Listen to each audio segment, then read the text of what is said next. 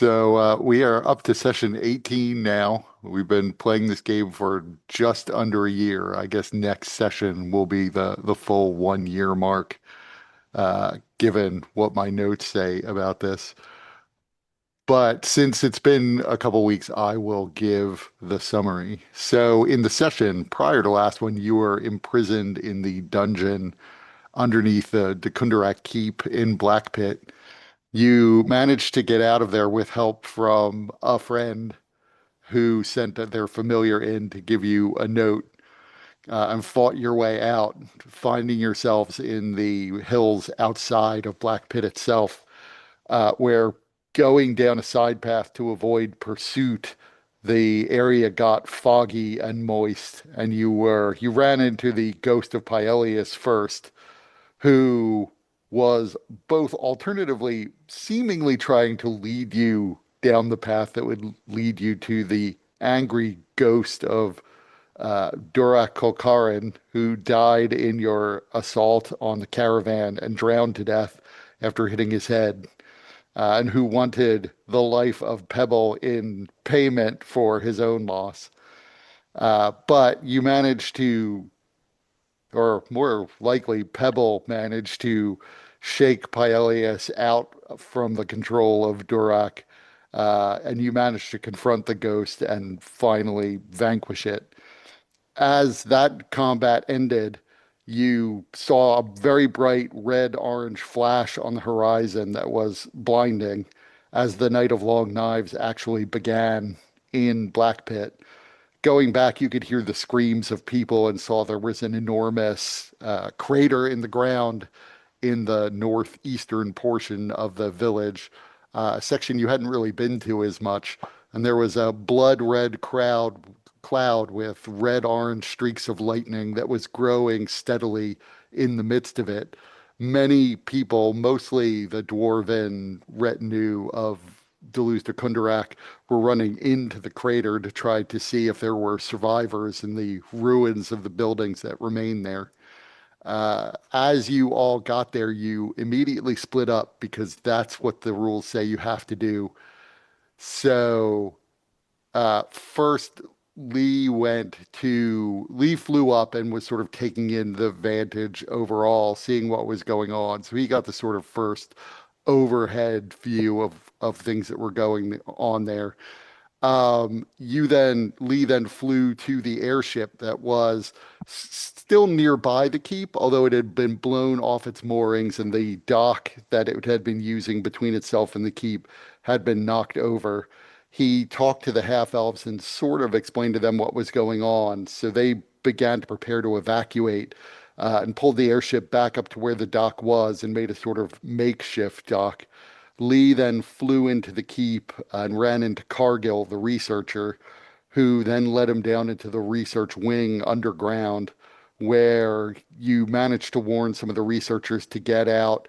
You did, Lee did gather some notes that haven't been investigated fully yet, and he came across a sort of prototype device of what looked like a semi-spherical sort of heart-shaped device that seems like it wrapped around that crystal sphere you had found previously. Uh, Lee left that behind as it was a bit heavy. Then Lee and Cargill made it out and started making their way towards the. At first, they stopped at the stables at the keep and got out one of the carts there, and then began to ride it down to the main stables. As that was going on, Pebble went to the stables to try to start hitching up horses and carts to evacuate people and convinced people who were otherwise moving past or running by to come in and help. So several carts were hitched up to horses. Many people fled on those carts. Uh, Thaldarin went to the cloud itself and was trying to warn people not to run into the cloud, although for the most part they were not paying attention to him. While he was there, he ran into Lida, who came up to him and told him he also needed to get out of the town, and that as a friend, she was urging him to go do whatever else it is he needs to be done. She's the one who informed you that this was a manifest zone that had formed spontaneously, She didn't mention necessarily the details of how this had happened, but she seemed pretty certain that it was a manifest zone leading to Fernia. And so she then went off on her own. She didn't go into the pit either, but Thaldarin then made his way to the now damaged inn in Black Pit, the Endless Pit. And there he saw there were some injured people and some people tending to them. He told them also to get out. One of the women there told him to go to the stables and get a carriage or a wagon so that they could transport the people who couldn't walk as easily. So he and an elven woman who Paelius definitely wouldn't have traveled with, but Thaldarin doesn't know who she is, went to the stables where they found Pebble and Elzen. Elzen took some time to start making notes of everything that he could see and everything that was going on. I forgot you. You also learned that Deleuze de Kundarak and her guards also went into the pit to try to evacuate people. So you don't know the details of what is happening with her, but you know that's what she did. The airship began to depart. Its decks were clearly overloaded with people, but it was slowly making its way away from Black Pit itself. You guys managed to load up wagons. Cargill is with you in tow. As near as you can tell, everybody who's at least in your immediate vicinity has gotten out or is on a cart. And so you can see on the road there are people who are making their way out of the village of Black Pit. Generally speaking, I would note that there are at least three reasons for you guys to go to Sharn. One is that the note from a friend that you got when you were in the dungeon specifically said that she wanted you to go. Let me find the guy's name. She specifically wanted you to go meet Sabius Farine at the King of Fire in Sharn and relay to him everything that you learned about what was going on in Black Pit. You also, when you were sent back in time, were told that your primary contact was going to be Professor Delvius Boreth at Moorgrave University. And he's the person who, on behalf of the Shepherds of Time, you're supposed to report what it is you observed in Black Pit too. And you also previously read a letter to Heloise Troon, who's both a research assistant and apparently romantic partner to Abelard de Caneth, who apparently resides in Sharn and was helping him in his research. So you have those sort of three connections to current day Sharn going on in the background, but you are currently in the cart. You can see the cloud, the red-orange cloud with its almost lava-like streaks of lightning that are firing through it at random intervals, is growing behind you.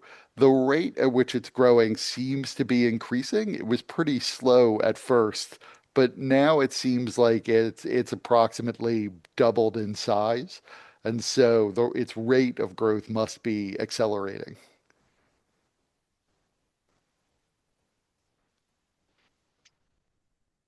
So it I'll just keep kind an of eye goes. on that. Yeah, let's move further away from that. If Where is Sharn? It's in the south. Let me find the map. Ah, yeah, I see it. a I see it. long way away On from the coast down there at the hilt of Dagger River. That's Sharn down there. We are not close. Yeah, you are way up here. The hell of a trek. the best we can do is to get as far away as fast away as we can and make it to the nearest lightning rail. That doesn't look like there's a lightning rail. Like it's close by. I mean, Yeah, we the I guess we nearest, can the go back nearest, to Fort Light. or cross through the Green Haunt to get to Sword Keep. But then the lightning rail you came from was took you 12 days to get from there to here.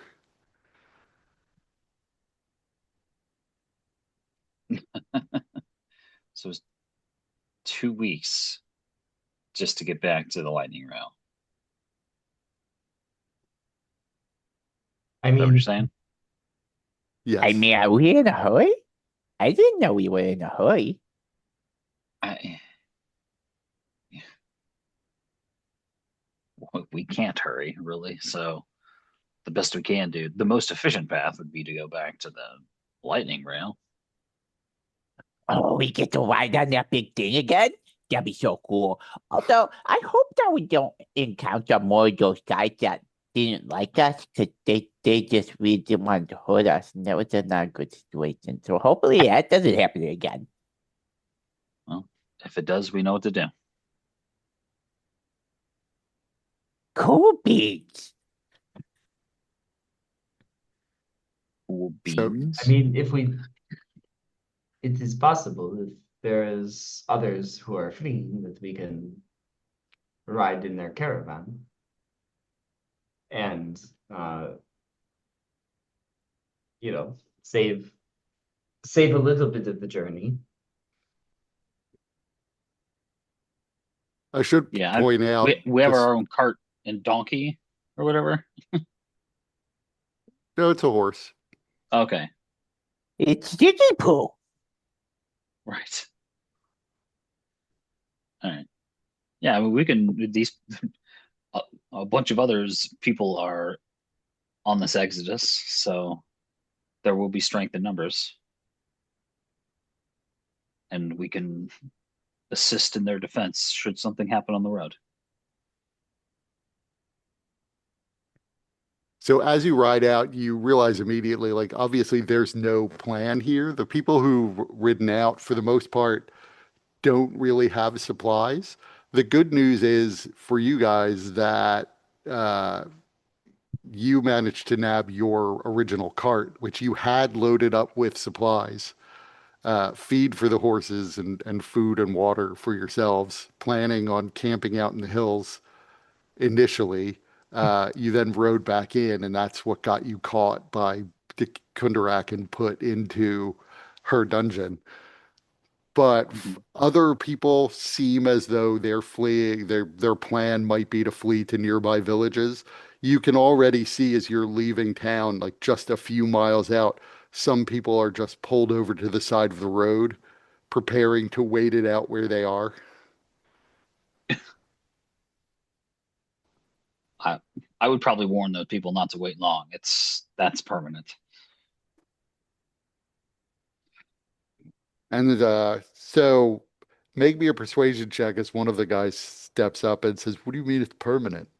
Why would it be permanent? It's just, there was an explosion, but like we've got stuff back there. We need to go back. We don't have food or water.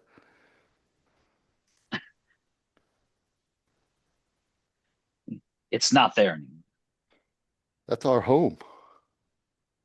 Like I understand Was. what you're saying, but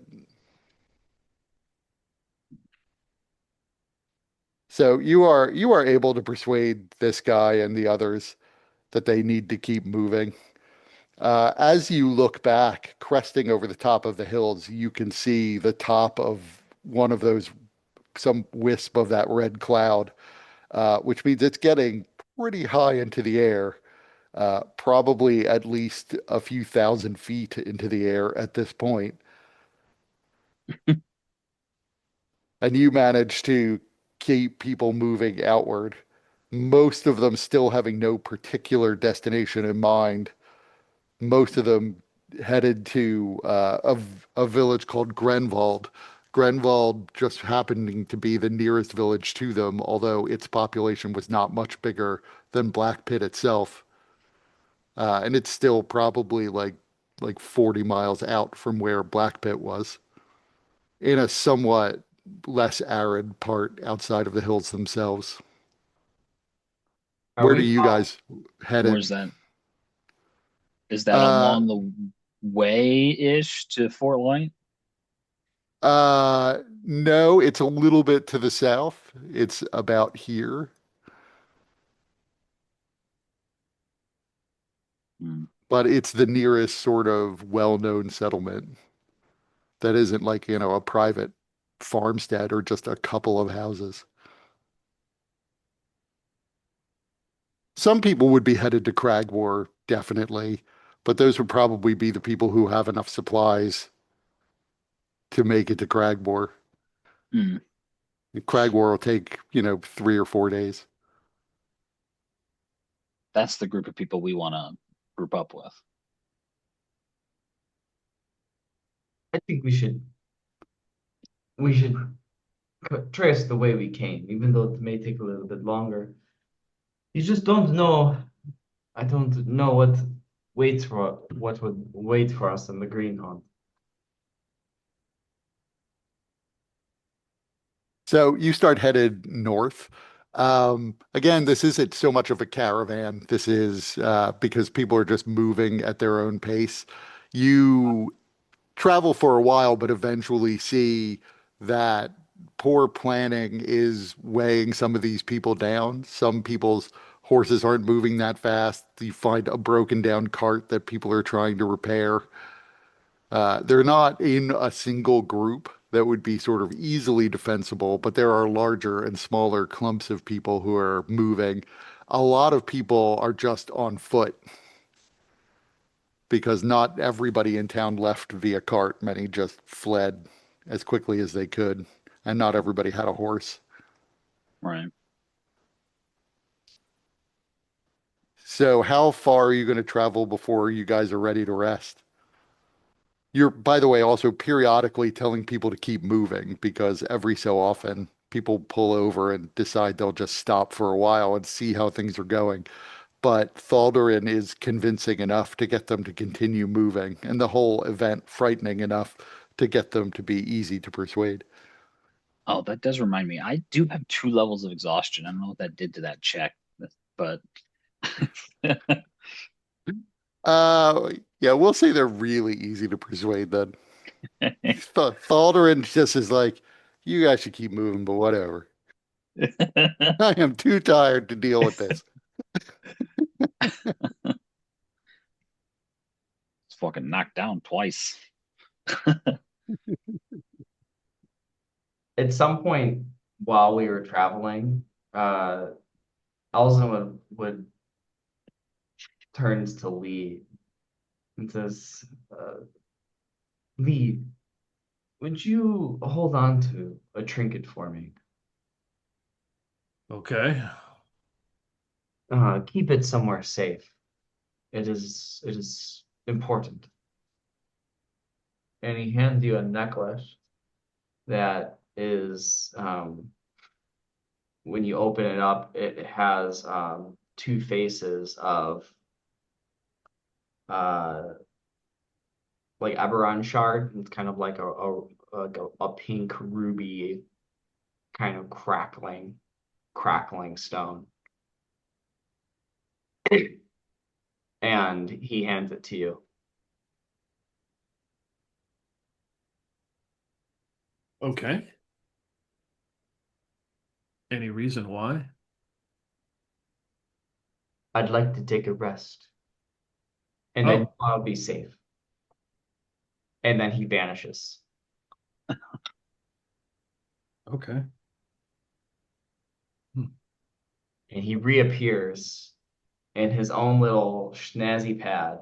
Um, and he's got some couches in his extra dimensional space and a low table, and it's quite comfortable. And he kicks up his feet and just hangs out. It's part of my pact of the vessel. I was about to say, it sounds like you got the The tiny house. I can't take other people in. The So very not yet. tiny hut. can only be. So, yeah, you watch Elzen vanish. He seemed unbothered by it.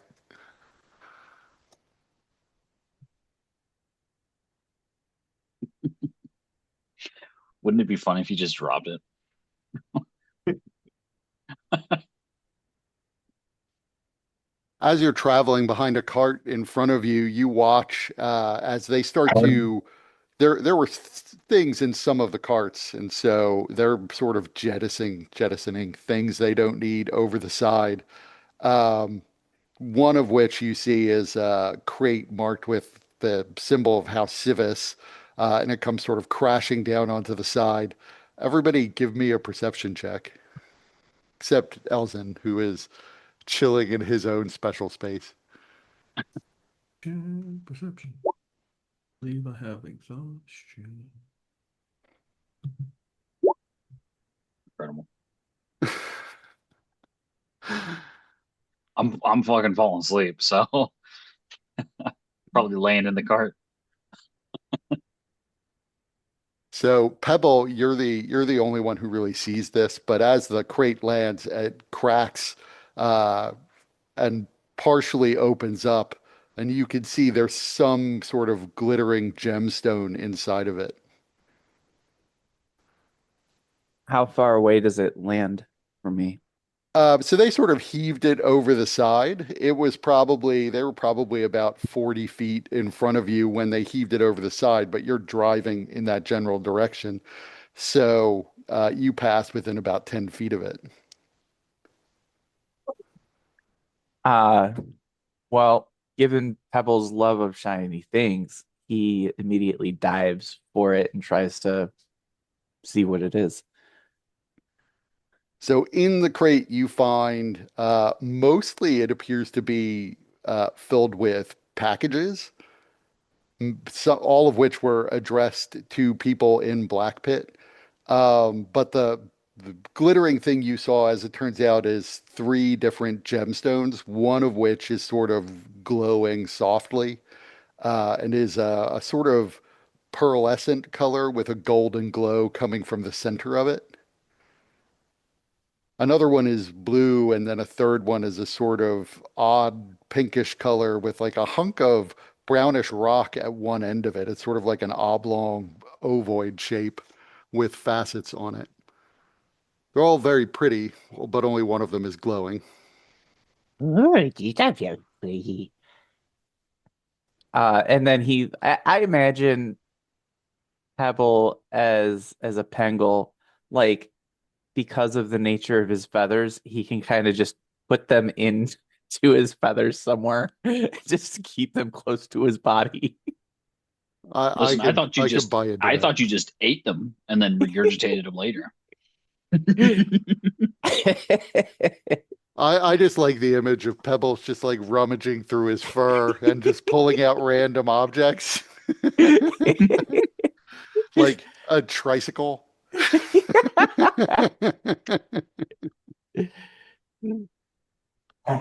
Pebble, what'd you jump out of the cart for? I mean, Oh, you could see he's picking at a crate. What's in Is there, there Pebble? anything else in the crate? Like I said, there's a variety of packages and letters. It appears to be almost like a mail run. Oh, yeah, I don't care about the dead leaves. That's true. Pebble, you should probably pick those That up. would make Keen Mind even funnier. You can remember exactly what you saw, but you can't read. Yep. So you can perfectly recreate the letter, but you have no Write out idea what that it book. says. Draw the book. Pebble, we might want those. Can you collect those for us? Oh yeah, yeah. Oh wait, the those things? Mm-hmm. You want the dead leaves? Yep. Okay. so Pebble will do his best to um pick up all that stuff and bring it over to Lee. Okay. Books he can't store. Paper. So he has to carry those. Oh, So oh the no, crate, he yeah, would. go ahead. Well, okay, so that's a good question. Are we like riding in the cart, or because I know we have Ziggy and we have a cart, so like who's do like You- how is that? So you guys, you can tell me. So Lee picked up Ziggy and your original cart. But you were also hitching up carts in the stables in Black Pit. So if you guys wanted to take an extra cart, you could have. or you could have all loaded into your original cart. Hmm. You will need two people to drive the cart if you have two carts. Think So, we would and have one. I think we would have one. Yeah, Thaldarin is asleep. Cargill Yeah. was asked last session if he could drive a cart, but he's not proficient in animal handling or land vehicles. So, and he's, a gnome, so short. Should Feet Moan can't reach stop the him? pedals. They're gonna never get anywhere with that attitude. So you guys can tell me if you wanted to be spread out over two carts or not. Well, Pebble, he's gonna stay where his friends are. Yeah, So yeah, Ziggy would be attached to your original cart. I think just the one because we don't want to try and feed a second horse.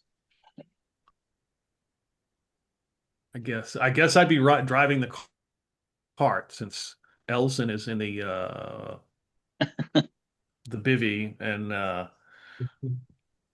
the lean-to, and Thalarin's sleeping, and Pebble's probably next to me, jumping out, running around, grabbing stuff. Yep. And dumping it right at Lee's feet. Elson hears what's going on and he just shakes his head and continues trying to do what he's doing. He packed I he has a brewing kit in here because he has brewer supplies. So he at some point he packed a he's working on a home brew. Oh God. I can't, if Paelius was still around, he'd be so pissed at Elzen for just being able to at will leave Pebble. And into such luxury. Yeah. That's the real salt in the wound. I imagine Elzen in his tiniest hut with like a broom going, trying to rest, keep it down. Well, that's the thing. He can hear, but he can't communicate outwards. So yeah, that exactly. It says it's a 20-foot radius and it's a cylindrical, so it's So fairly. is it not, I didn't read the whole thing. Is it not like inside your focus in your whatever it is, the vessel itself? It is. It's like sh inside, but it's like shaped like it. Right. It's a 20-foot cylindrical So space. but it's more like I guess it's extra dimensional, so it's not like it's shrinking you down. Right. You already got So in my head, I was sort of imagining it like you're a genie and you get sucked into the thing, but it's I guess you're moving into an extra dimensional space inside the thing. Yeah. So obviously you're driving the cart, Lee, but you now have like a collection of parcels and letters that were in this crate that Pebble pulled out and has like laid in front of you all around your feet. And you continue to ride on until eventually, like hours later, you do come across, night is beginning to fall. You could still see an ominous glow in the distance behind you, and flashes of that lava, red, orange lightning shooting through the cloud that's coming over the hilltops. It no longer appears to be growing. At least not up. You can't tell the width of it from where you are because the hills are blocking your view, but it doesn't seem to be getting any higher. It does extend at this point a really prodigious height into the sky, though. You could try to make an investigation check to see if you can determine approximately how high, given how far away you are, but none of you are mathematicians, so it might be a little bit difficult.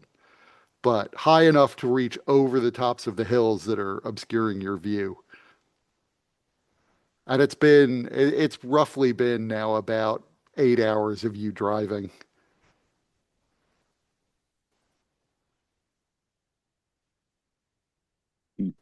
So I would say, you're trying to rest. Obviously, Elzen has 8 hours in the lap of luxury. So Elzen could easily Uh, I forget when your last long rest was, so we'll just say Elzin can easily get a long rest. Uh, Thaldarin, I would say you probably can too, but like roll me a d20 and don't roll a nat one, and you're at disadvantage.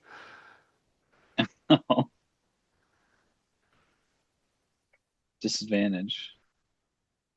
Um, okay, here's roll. Did that go? I did not see it. I see you're old in that one. Yeah. I think I did. I mean, since it's just nat one Okay. or not nat one, you can roll any skill or No, ability we got check. it. Just-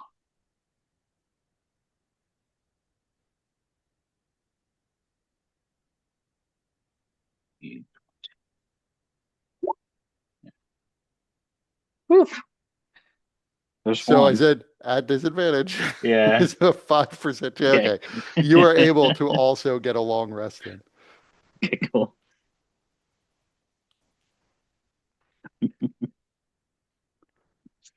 Are you going to camp out for the night or keep moving?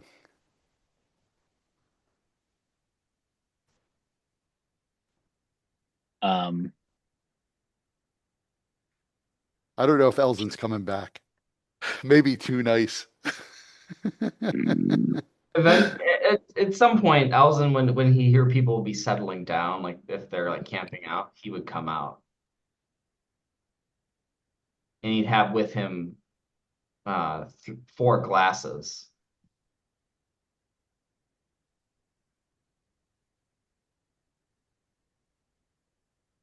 filled with a frosty a frosty brew. So as you begin to, I assume you're pulling into this makeshift camp. As you pull in, you see it's a pretty disorganized rabble. Some people have started up campfires, and so at least there is warmth in the this winter air. Um, but most of the people don't have food, and you could see people are beginning to get a little tense about that, including some people fighting over the supplies that there are.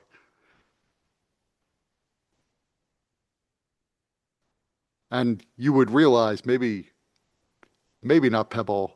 Maybe Pebble would have a different point of view on this, but your cart is probably the only one laden with supplies. yeah. No, things would yeah, I mean, I guess I would have to confirm with people. Might be worth hiding some of this, or we could be generous. I'm saying this to Lee. Meanwhile, Pebble is going to the people that are fighting. He's like, "Hey, what's going on? We have plenty of food." But where do you have food? We don't have food. Oh, yeah, tell me too. So I'll you go get see, some. yeah, people start headed towards your cart. I don't know how much we have. Okay, so people, are we talking three, four, or 20? At the moment, it's like half a dozen people. Okay. But probably considering the circumstances, it's gonna when somebody sees food, they're gonna. I mean, so just to be clear, nobody's starving just yet. Like, it's not like we're just gonna have to cannibalize people, right? Because it's only been like 8 hours since You most of never these know. people have Well, eaten, that could right? it could turn just like that. I don't know. I mean, I've been some people waiting they're for they're this chance for cannibalism, and Yep. now's my big opportunity. It's got feathers. We can eat it. As, Yeah. as these people are crowding around, Alzin appears, you know, right next to Lee, holding 4 glasses. I call it the Banshee's breath. Um, okay. My special brew. And he's like, like he's going to like hand one to you, and then he sees the people. Yeah, I take it.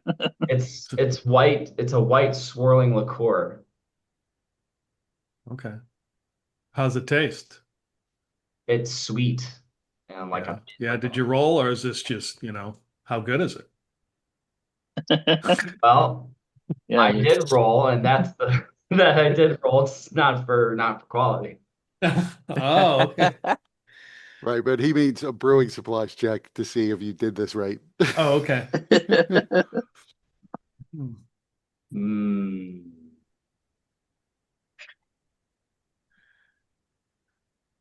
I mean, so I would say, Well, oh, let's see what you wrote. I'm on the wrong screen. That's pretty good. yeah. So what ability score did you use? Intelligence. Okay, that's fair enough. I am on the fence between intelligence, wisdom, and charisma. Charisma being like, well, it wasn't that good, but you sold it well. So my intelligence modifier is 1. Charisma and wisdom would have been higher. Right. I don't really know. I don't have a strong sense of what brewing would be. It would probably be intelligence or wisdom. So, but 19 is pretty high, so it's pretty good. It tastes like leaves a minty back flavor. One of Aftertaste. the one I of the thought you women were going to who's say now minty backwash. Yeah. I mean, Oh, it's even better coming back up. yeah. This is Owls and really carrots. That's good. a Rumplemix. This is really good. So as you know, people see you handing out drinks to your crew, like the six people who've moved up to your cart, look in, and you have like whole barrels of feed and other things and water. And so one of the women who's there yells back, "They've got food and drink!" And you hear there's like a lot more voices start to raise in the group around you as people start moving towards your cart. What's Pebble doing? Pebbles with the people that walked over saying, "Hey, G, we got plenty to share." Yeah. Thanks a lot, Pebble. What? A fire is warmest when you got friends to share it with. Now, Yeah, the these are all problem people is from Black Pit, right? Yeah, these are refugees from Black Pit. the problem is I sometimes there's like too many Pebble's I people. like Pebble's little aphorism because Pebble wouldn't know. He's never felt warmth, but but so he's told.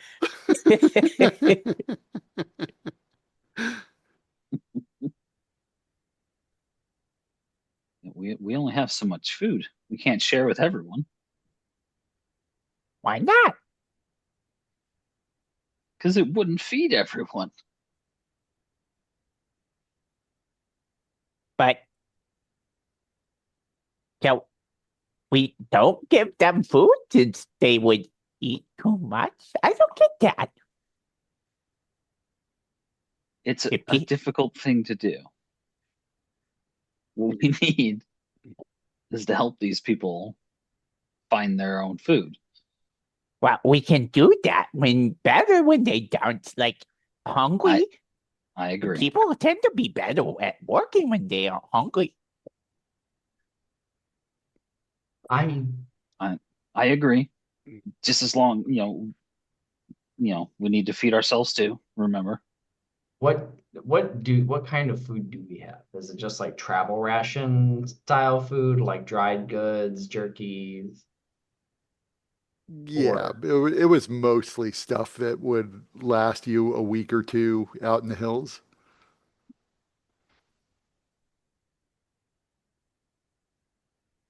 So it's nothing that's at huge risk of going bad quickly. I mean, maybe some of it, but most of it's designed for travel.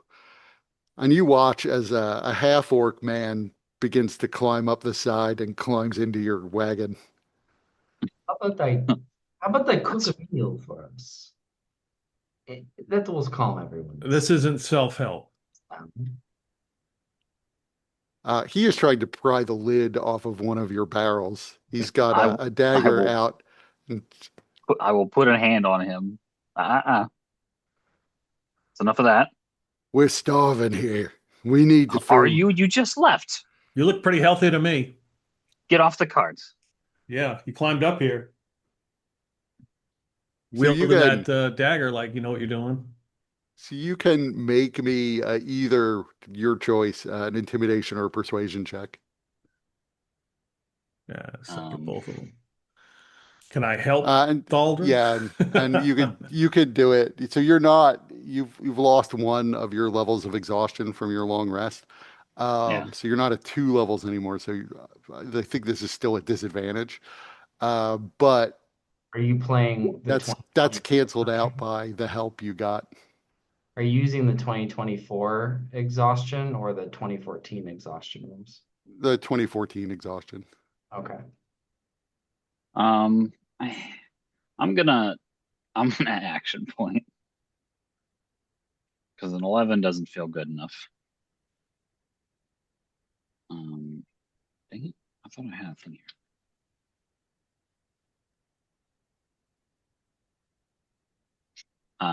Yeah, I'm gonna reroll that. Come on. Oh my God. Why does this gotta Uh, happen to me? Why does it gotta happen to me? so on an 11, the half orc sort of squares up with you. That's fine too. Well, wait a minute. And he, If Lee is giving using the help action, then wouldn't it oh it cancels out. It doesn't Yeah. right. turn it into never mind. So he is going to try to shove you off the cart. Not before I punch him in the face, I guess. We could roll initiative. See who gets to go first. Oh, probably you. So yeah, you Could get to be. you get to go first. You can see he's gearing up to try something. Not stab you, but you can tell he's going to try to push you, probably off the cart. Um,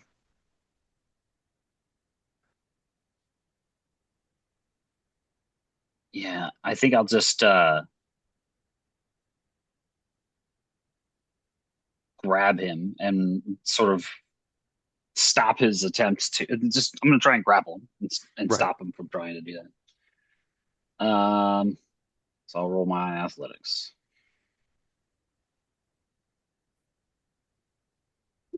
What is happening? You know what? I'm gonna pull a mic here. I want to use the other action point.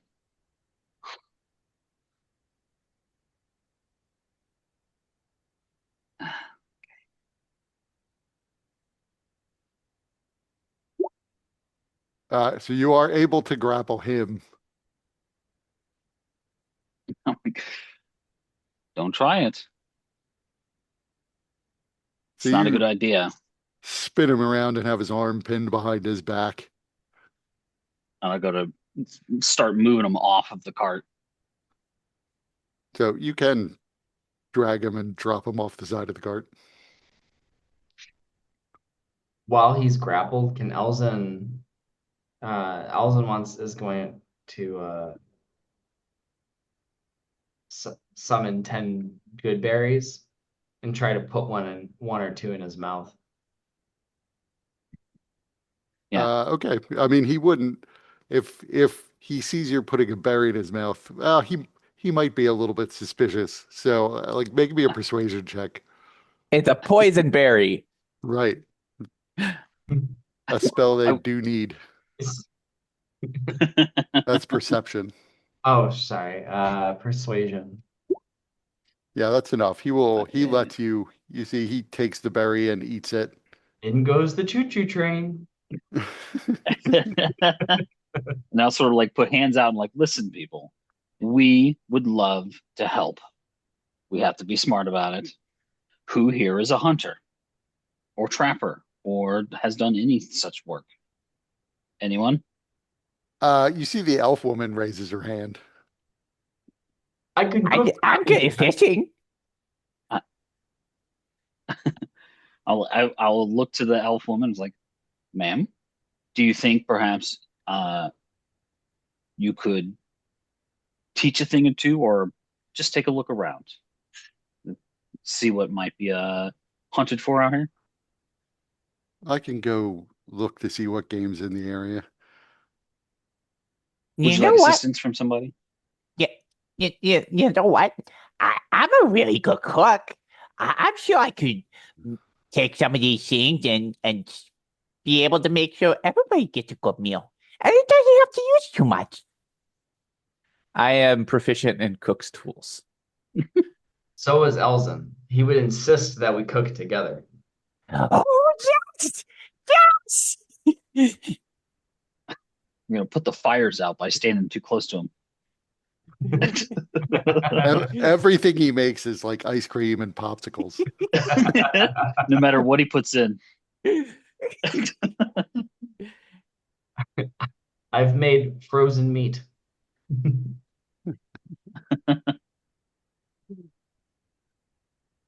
So, Elzen and Pebble, one of you can help, but make me a persuasion check to see if you can calm the crowd down and just let you prepare meals for them. Uh, Elzen, you probably better with persuasion than I am. Yeah, I've got a +6. So Uh, with the help, that's enough. People begin to back away from the cart. There's now quite a crowd of them that's gathered around, but they're willing to let you prepare the food and dole it out. Abby, what are those berries? Do we put those in the food? well, I do have 2 left, or 8 left, so we might as well make for a good pep in their step. That's actually a good point, even though it's, I mean, we're using the good berries to feed more people, but even if it wouldn't necessarily provide enough nourishment for a day for everybody, could that maybe help extend the caloric value of a food prepared with them? You better roll well. Yeah, I would say if you roll well enough, I would let that happen because you're trying to sort of preserve the magic to some extent. They're not just good berries, they're a superfood. Right. Um, Good avocados. um, what skill would you want for the cooking? Like what No, ability? I think that would be wisdom. Okay. Uh, I got a pretty good wisdom. I got a plus, so it'd be +5 total. Oh yeah, that's the one to do. Okay. I'll be helping, obviously. Sous chef. I'm gonna action point that because Pebble wants to make a good impression with his first meal with his new friends. Okay. So you mix in the good berries and begin to, I assume you're not using the horse feed. Technically, you could. It's not inedible. It's just that it's, unshucked oats and things like that. Uh, no, I don't imagine we'd be using the horse feed. Um, but Pebble would, because of his disposition, he'd be trying to implement as much of his personal rations as possible. Because, it's really important for Pebble to share. Um, so I have 12 days of rations, so I'm fine with donating as many of those as needed for the meal.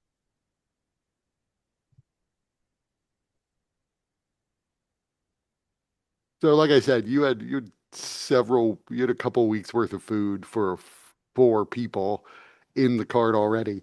And then like 2 weeks worth of the horse feed as well for I think 2 horses at the time. Um, but you have more than enough to make, particularly with the good berries mixed in, more than enough to make a satisfying meal for the people here if you use up 6 days worth of rations. Okay. There are about 25 people who are camped at this site. Excellent. So I pulled those from my personal rations. So you effectively calm down the crowd by feeding them and giving them some of the water that's mixed in with the food. And you see people begin to sort of settle down, satisfied for the night.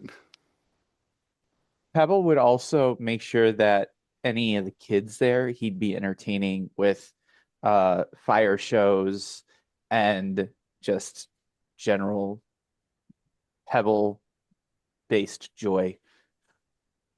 Okay. You notice you didn't see many kids when you were in Black Pit. It's not the most family friendly place, but there are a few, and there are like 3 kids in this camp.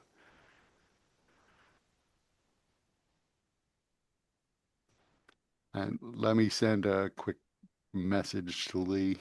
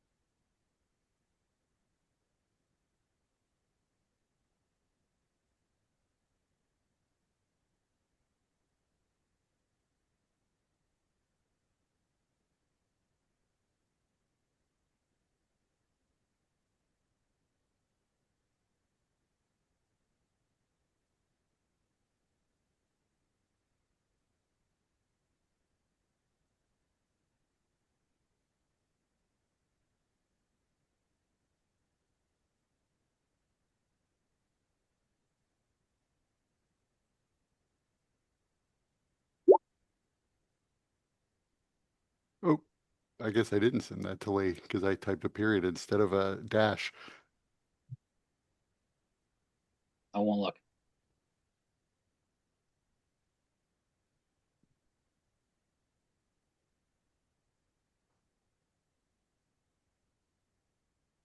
So you watch as people settle down with their meals. Pebble is off entertaining the 3 children in the crowd. Several people are sort of huddling up by the fires and just sort of laying out, mostly on the bare ground. A while later, several hours later, you see the elf woman comes back with a brace of hairs slung over a sort of stick that she has used to create a sort of brace for them.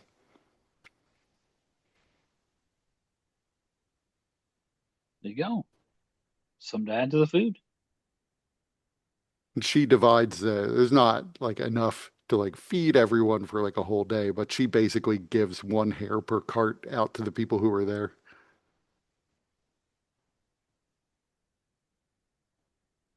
Thank you so much. Cargill, Cargill, who's usually pretty talkative, is also with you, riding in your cart. He's basically just been sitting in silence most of the day.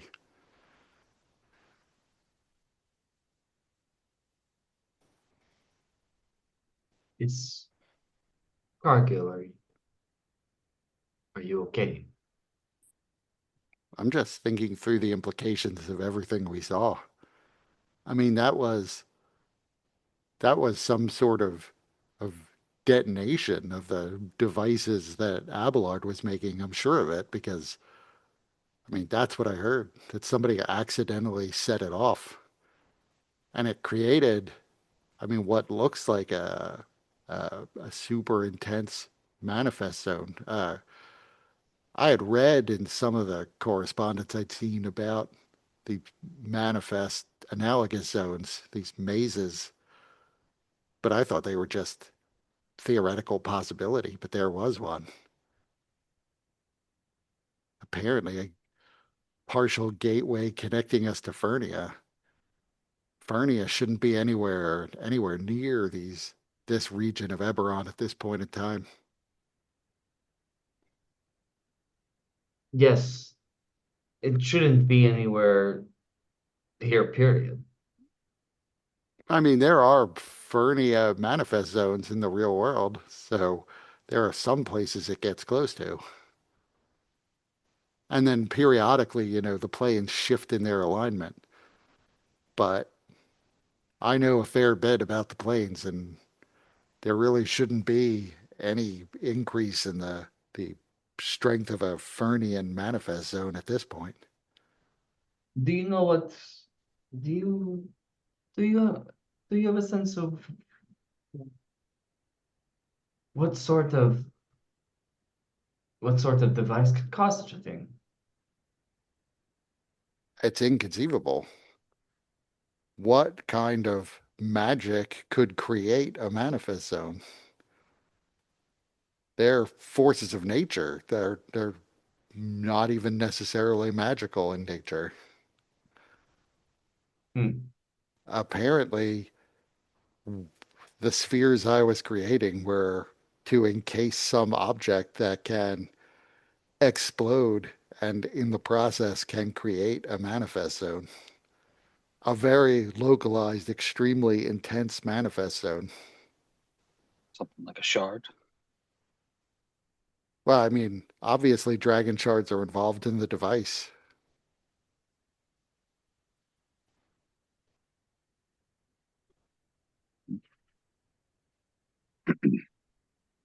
Probably the power source.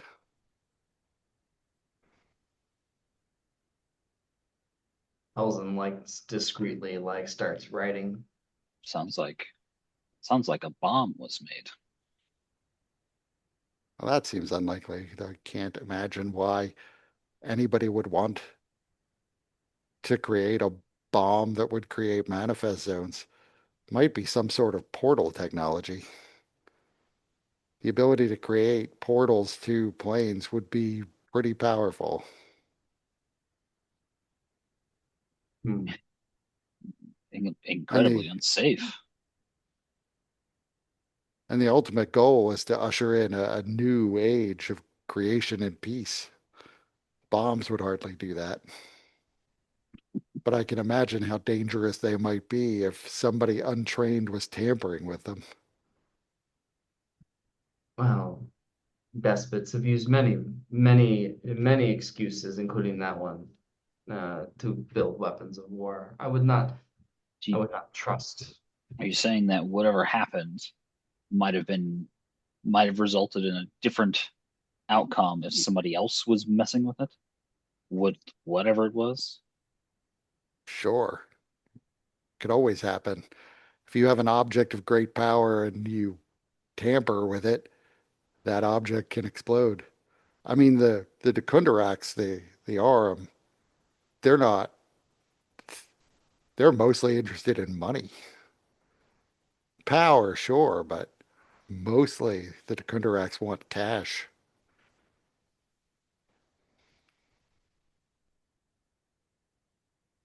An Most edge over House Cannith might have been something they'd be interested in, but obviously they're working with Abelard, so Cannith must be part of whatever their plan is.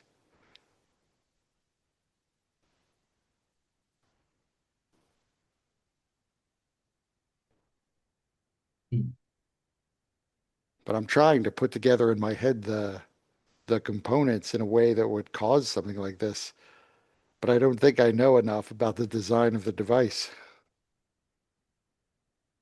I still can't figure out how it could completely draw in a plane like that. And that I can't figure it out is troubling because if it can touch Fernia, given Fernia's current position, what other planes could it touch? Well, presumably any of them. And you realize how frightening that is. They had you split up such that you did not work together nor talk to each other and were isolated. That was their plan. It wasn't perfectly implemented though, because we did sometimes talk. Is there anyone here at camp that you recognize that was also? Uh, he looks around, but he doesn't see any of the other researchers in this group.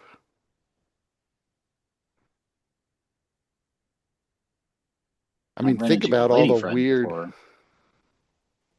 which reconvening. which lady friend? Not there, the group's lady friend. Hold on. Lita to Kenneth or Lita Lita. Kenneth. Yeah, Lita. I hope she made it out. She seemed in control of herself. She was staying at the inn. I'm surprised we didn't run into her then. Is that where you saw her? Um, I don't remember. I thought I saw her just outside the radius of the thing. Yeah, you Is did. that? Yeah. That's, No. that was hundreds of yards from the inn. I guess Right. she was investigating. Likely.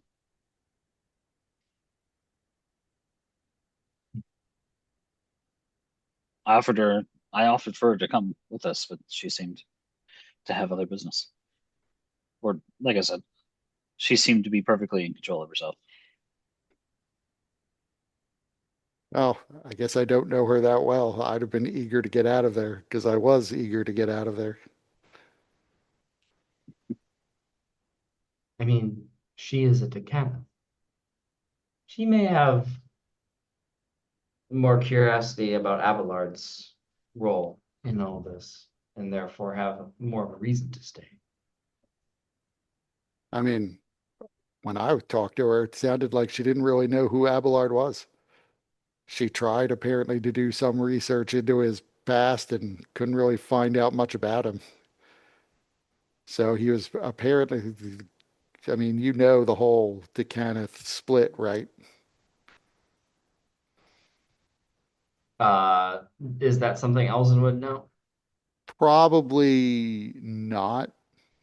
But he happily explains that House Cannith was mostly centered in Sire before the war. Then when the mourning happened, the leadership of that house died.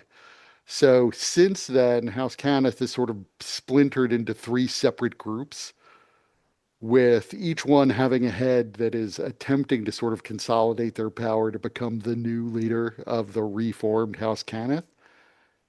And that means that if you have somebody who is from House Cannith, they may be from a different faction of House Cannith than the others. And so it might not always be super easy to gather information about somebody who just happens to be from a different faction within the house itself. Gotcha. Most of the other houses, though, are pretty unified under central leadership. House Cannith is just going through a transition since the mourning occurred. Gotcha. But when you think about all the rumors of madness and hallucinations and weird illusions coming to life and becoming solid, hmm, it's, it's frightening to think maybe that other area of mist, that greenish mist around the church, was a different manifest zone. maybe to Dalcor, the lost plane, the plane that nothing touches anymore. And what At that moment, Pebble saunters over out of breath. Those kids, they're just so cool. Hey guys, Hmm. how's it going? We're talking about the planes. What's a plane? the Yeah, alternative? you might get a little bored over here. No, I won't. Okay, good luck. And I I actually thought Pebble was going to say, yes, I was playing with those kids.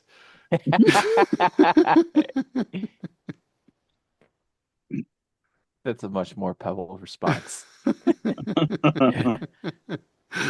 Was the what would be the ramifications for a manifest zone with Dakor? Like I said, Delcor was lost ages ago. There's no, it's not even one of the planes you can see in the sky anymore. There's 13 planes and only 12 can be seen. If you could create a manifest zone as strong as that can pull things from Dalcor into our world, that means maybe other things from Dalcor could get into our world. The quarry themselves. and in your professional opinion, these manifest zones, what would happen to that one by the church now that this bigger one is planted on top of it? I don't exactly know. Manifest zones don't tend to overlap, and sometimes when they do, they don't necessarily interfere with one another. You just have both effects going on at the same time. But a manifest zone that just lets powers like hallucinations that come to life appear in our world, that's almost unheard of. They usually have subtle effects on the magic that you're casting, like in Sharn. Magic that allows you to fly and move and lift things works really well in Sharn because it's connected to the azure sky, but it's not exactly as if you have genies and angels just suddenly appearing in the streets.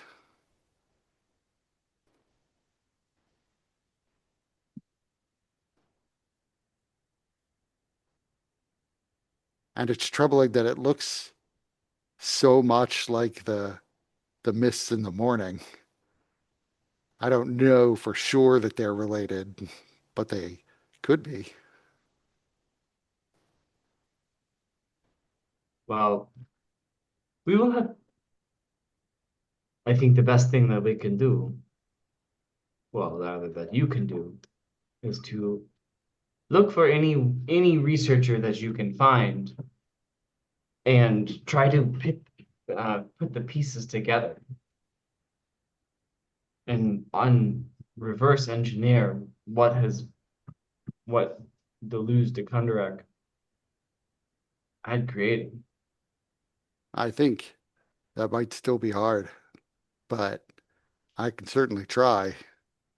I think in the long term, I need to gather resources and possibly go back to try to study these mazes. Well, it is like my mother said, if it was easy, it's not worth doing. I don't look forward to it. I could very easily get killed.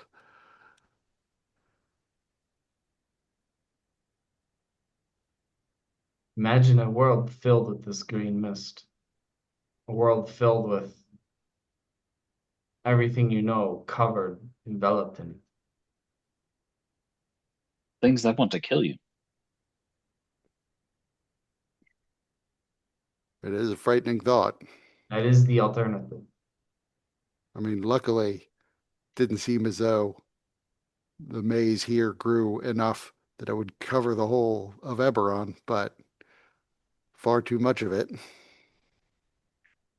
And creatures that come into the mist might be able to come out of the mist.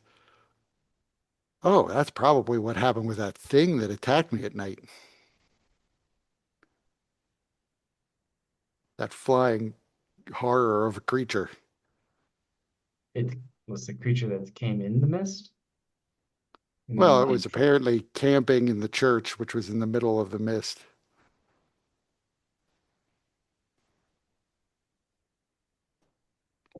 And then it flew out and killed all those people a few nights ago. Then it attacked me the night before last. Oh, was that the thing I was riding on? That thing, it did not like me. This Didn't fight get was the before I impression it joined you liked all. anybody. Yeah, that was when Paelius got me to safety before he passed away.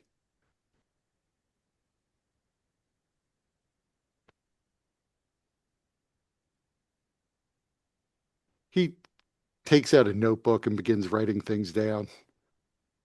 I need to write things out before, at least while they're still fresh in my memory, in case I need to refer to this later on. Sounds like a good idea. Elzen does the same, continuing his report.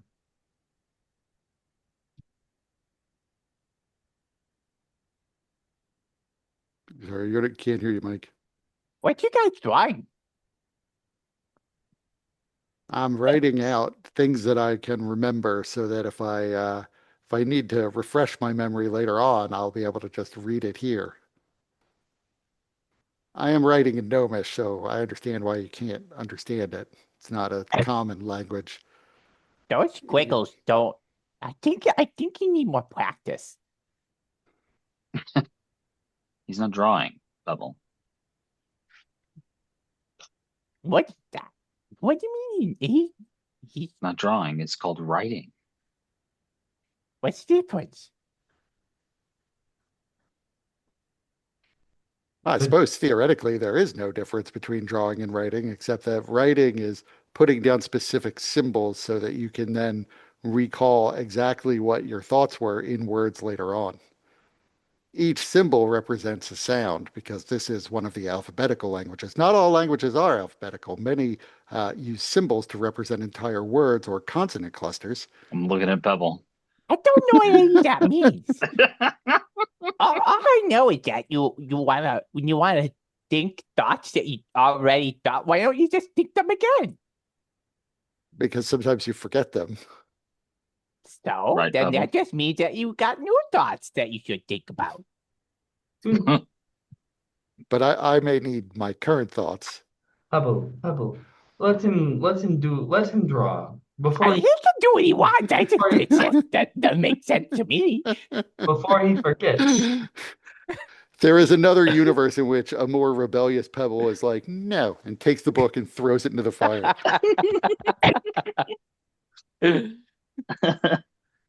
That Pebble's on fire and cannot feel cold. Actually, Pebble does. Imagine Pebble does do that, and then the look of shock on their face, and then Pebble instantly puts the fire out before it touches the book. Just kidding.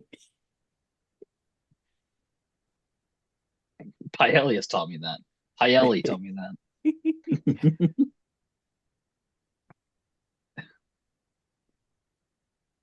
So everyone begins to sort of settle down for the night. Some people are staying up to keep watch, but the night passes without anything occurring in the camp. And the next day, early in the morning, as soon as the sun is up, you could see people douse their fires, collect what little things that they have, uh, and begin preparing their carts to move on again. Can I clear my next level of exhaustion, or was that? So you already took one long rest in the day, so it's one per 24 hours. Yeah, at some point I would have showed Elson the letter and maybe asked if he thought Pebble might have the gems this person is talking about.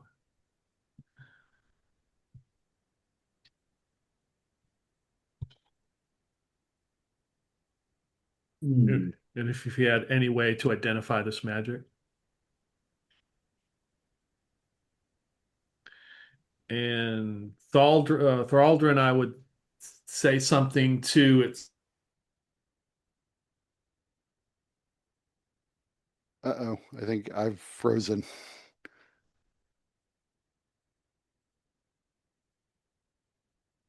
Darn it.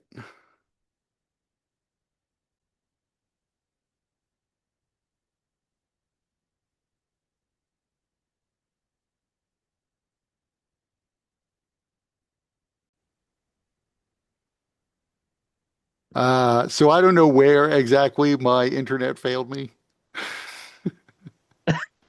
Um, yeah, We just acted out. we were Uh, just getting to where were we going now? We were getting to You were headed Fort Light. north We were on the. just getting to Fort Light. I mean, it was fast travel time, and yep. So the everything last was I great. the last I heard, so we'll rewind to that. People were getting going out of this camp again. Lee was sharing the letter he found from Heloise Troon with Elzin, Yeah. and you had suggested that Pebble might have those stones that are referenced in the letter. So while you were getting your internet back on track, Elzen talked to Pebble and received the glowing stone, and he was just looking at it and like holding it aloft and turning it over. So, I mean, you more than Pebble would be familiar with the fact that this is a Sybaris dragon shard. It's, you have like a little tiny sliver of a dragon shard embedded in your neck. This one is like the size of an eggplant, so much, much larger. And you can see faintly traced on it, there are sigils that are engraved into the crystal itself. Can I You could read give them? me you could give me an Arcana check to try to understand what it does.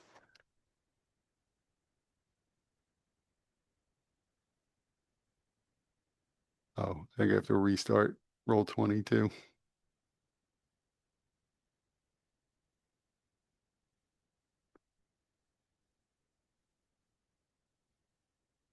Well, that didn't work. Little Mully. Uh-huh. Yeah, you froze there. So yeah, with a 3, you're not entirely sure.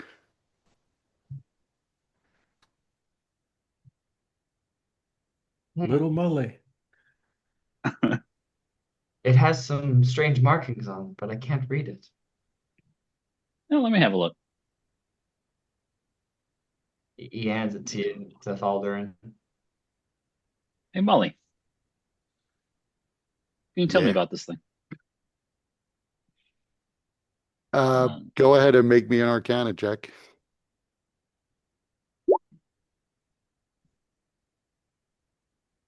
Well,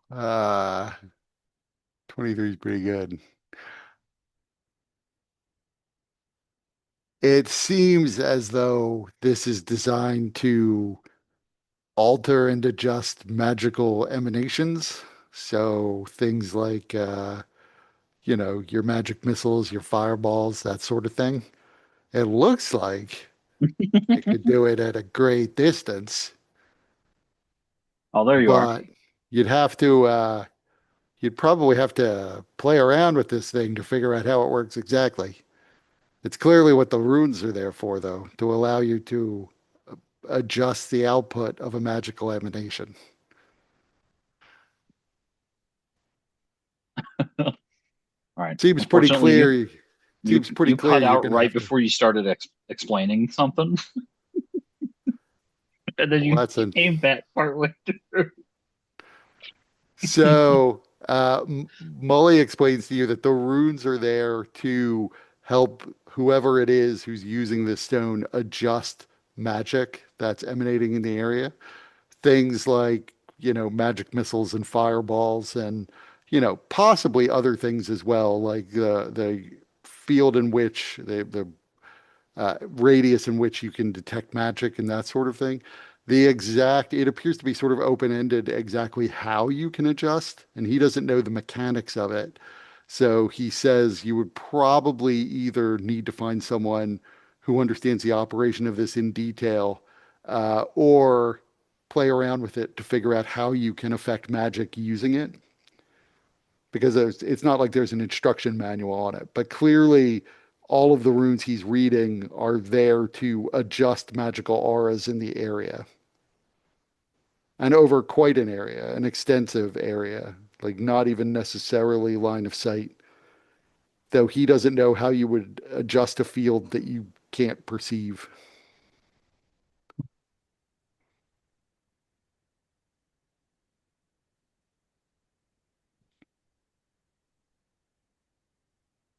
Thanks, Molly. So basically, you would have to either cast Identify or mess around with it to figure out how it works. I can't cast spells. This is Oh, who so for somebody who can. I don't think you need to be able to cast spells. Like if you knew that the spell was happening, I think you could, as long as it was in the radius of the field that this thing is creating, I think you could affect it.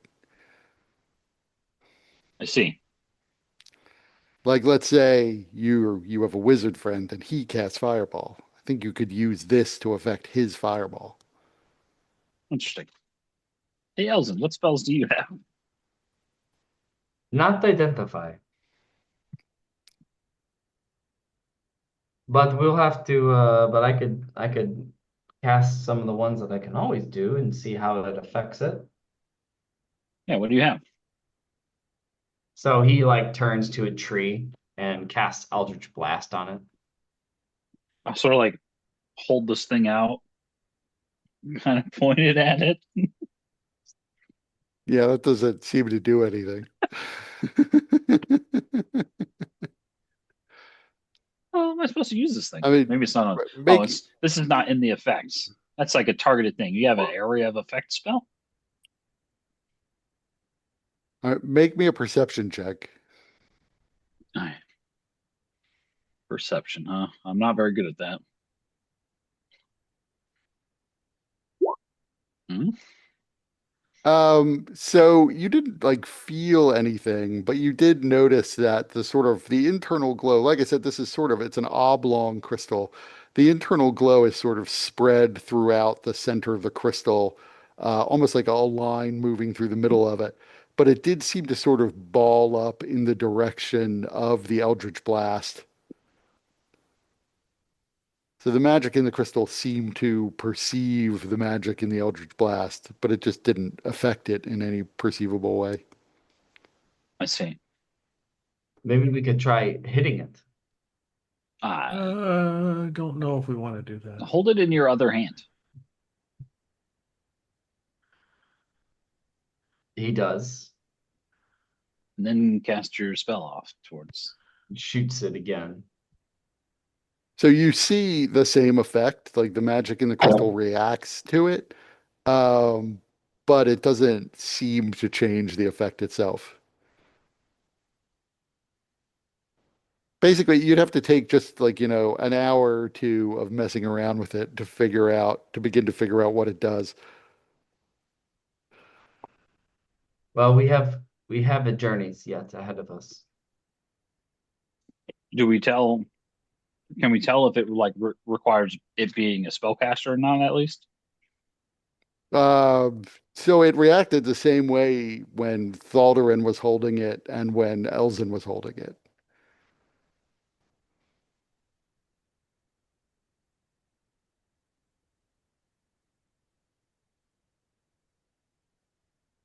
Well, we have mileage to cover. Okay.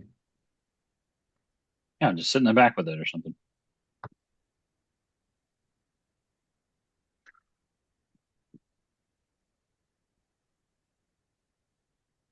So you set off and move along. Elzen, make me an intelligence check.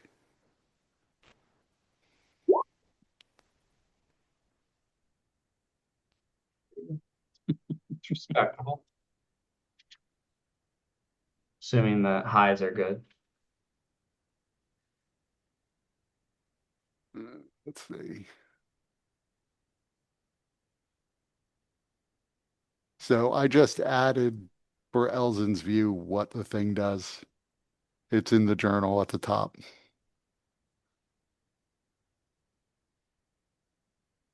I can see it.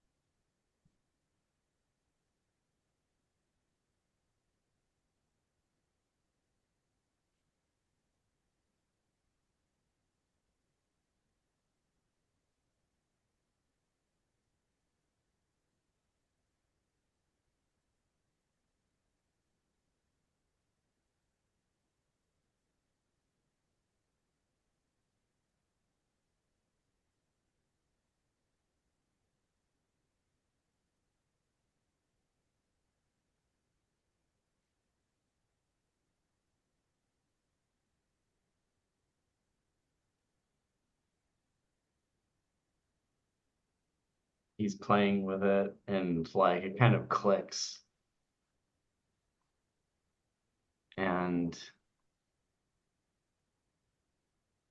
he says, ah, so that's what this does. Very dangerous. You're muted, Pebble. Wait, it does something? It doesn't just glow? No, it gives you the ability to trigger a meta magic effect. I'm not as familiar with this meta magic. It's not quite my domain, but I Mega magic? Is that like bigger than regular magic? it's like a description of magic. But So are you gonna start casting mega spells now? well, you can use this to tune to a particular uh you can use it to tune to a particular effect and then cast that effect. So if somebody casts fireball, you can make it a twin fireball. You can make twins? This is an idea. But Twin yes, spell doesn't Twin spell doesn't work with fireball, but in principle. Maybe you I haven't don't know. you You don't know the checked meta Mike's magic that rules? well yet.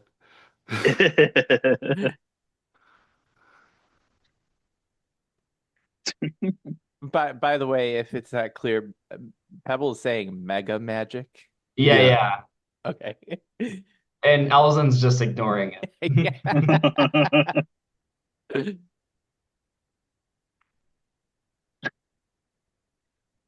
But this is the fact that this can trigger something up to 10 miles away.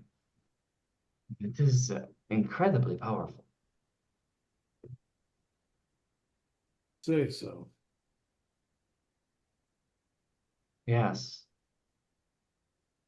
Can it mess with magical barriers?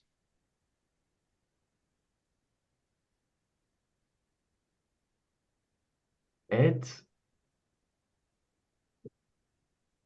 it I mean, I don't know the all the meta magics by heart, but I'm sure we could try it out and I guess not, huh? Yeah.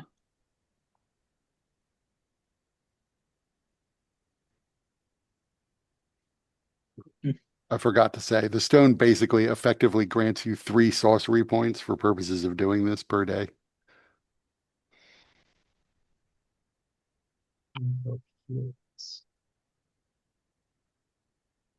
nice.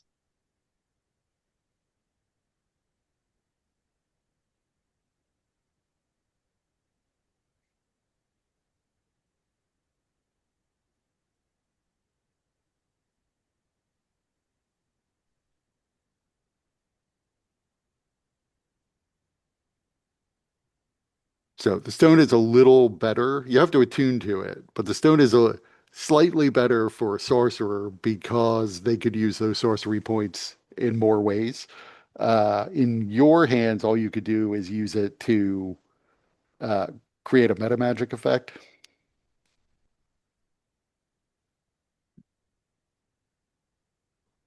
We don't have a sorcerer, right? None of No, us. Yeah. Not yet. there's always fifth level. Never Oh, know. I thought Geraldine, I thought Tony's character was going to bite it again. Yeah, that might happen too, you know? Like, what cool magic items do we not use that I could try and make a character for? Right.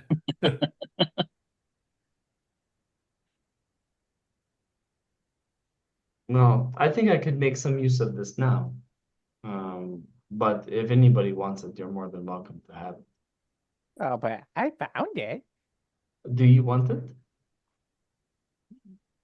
I mean, if if you really want it, actually you can have it. I have these other two. It's fine. But they do not glow like this one. No. But I do have this thing. And he pulls out his ice rock.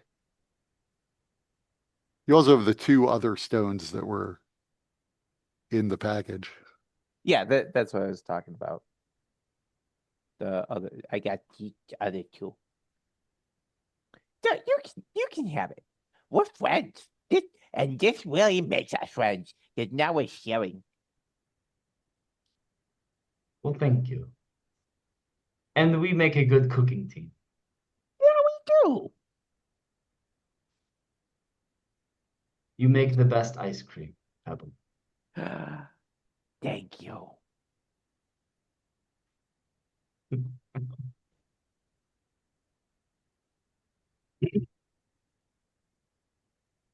So you continue riding north towards Cragmore in your makeshift caravan.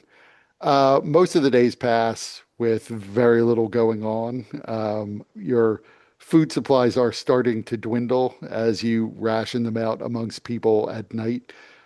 You're probably down to everybody just eating once a day. As you get closer to Cragwar, though, you do come across a sort of second camp. It doesn't seem to be people from Black Pit, but there are, in part because there are several hundred people in this camp.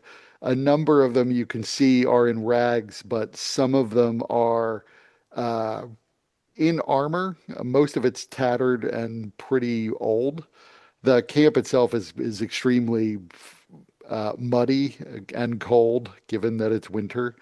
But you could see all of the grass has been gone. You see people, as soon as they see the caravan, people from this camp begin to sort of filter into the road, requesting alms.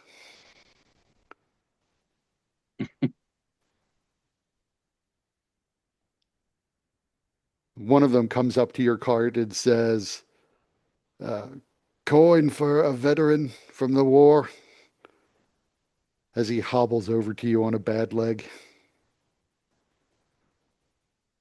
Please, sir, charity for a veteran from Breland.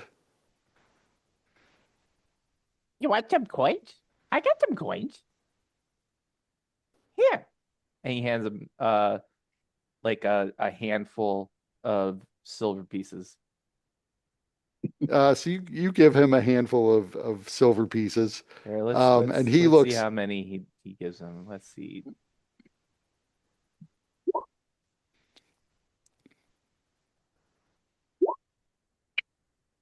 What do you mean? 39 silver pieces. Uh, his eyes go wide. Thank you, sir. Thank you. And the moment you start like piling coins into his hand, other people notice, and your cart is immediately the focus of attention, at least on the side that Pebble's on. And a lot of veterans of the last war start to come, making their way over to you. Many of them are in armor. Like I said, several of them are just sort of left in rags. All of them appear to be pretty heavily scarred. A number of them are missing limbs. ears. They're half burned. But Uh, all of them are sort of have their hands out now as this original beggar disappears into the crowd. There's almost immediately as he starts to back away, a scuffle in the midst of the crowd as people start yoinking coins out of his hand. well, Pebble will keep handing out handfuls of coins. Pebble, careful. They're going to start fighting amongst themselves. So, You can't just do it like this. There's a whole so process. well, to the next guy, he hands out because he doesn't know the difference between silver and gold. So he hands out 20 silver and 8 gold to another guy. What if you need to buy Uh, yourself something? I'll figure that out. And then to another guy, he gives 10 silver pieces and 8 gold coins. Uh, so roll me percentile dice. Higher is better. Okay. Below 50 is bad. Above 50 is okay. So a riot breaks out among the crowd. As you could see, Pebble, you could see people in the crowd as soon as you started handing piles of coins. Almost immediately, that guy is just getting punched in the face. And as the coins fall, people start scrambling for them. People are fighting and wrestling. Uh, Ziggy the horse begins to panic because people are now pressing in from all sides around her, including in front of her, trying to get at the person giving out coins and at the people who have coins. How many people are here? How many do we Like I see? said, there's like 150, 200 people who are in the camp. Right now, there are about 50 pressed around you in essentially a mosh pit. This is the exact opposite of what Pebble wanted to happen. Yeah, like you watch as the guy you handed the first 8 gold to, he is now just being trampled. Wait, no, you can't. Don't fight. Don't fight. They're going to fight.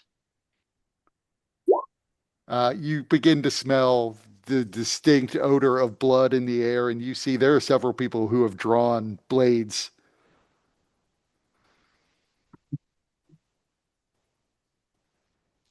Um, So Pebble is going to go. Is He that what else is casting? No, I clicked the wrong button. It's like, all right, here we go. Get the party started. Elson's like, there's 150, coins. 150 people, that's a lot of Elden XP. jumps into the fray and just starts a mosh pit of swords. 150 people, that's 150 people to give us XP. So Pebble is gonna shout and create a blue flaming bird to fly in the air and try and get people's attention. So give me a persuasion check. Yeah, I figured I would jump out there and try and break up the fight. I would let you make your own check for that. But on an 11, people are still fighting. But I said caca. Can we see the guy, the first guy? Is he on the ground? He just sort of got absorbed into the crowd. He might be on the ground. You can give me a perception check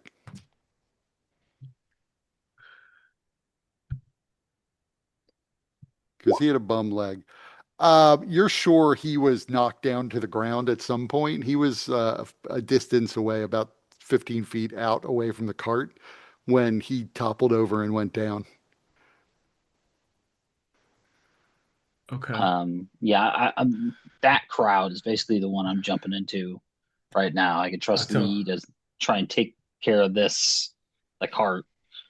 Yeah, I tell Sullivan just get the one they trampled out of there. So yeah, Um, there are yeah. two that are on definitely on the ground. There could be others that you weren't paying attention to, but there's the guy who's right next to the cart who had gotten gold from Pebble, and then there's the original guy who's about 15 feet away and on the ground, and definitely getting stepped on because the crowd's pretty thick. All right, so also Pebble, in an effort to try and distract them, since a flaming bird in the sky didn't do it, uh, he is going to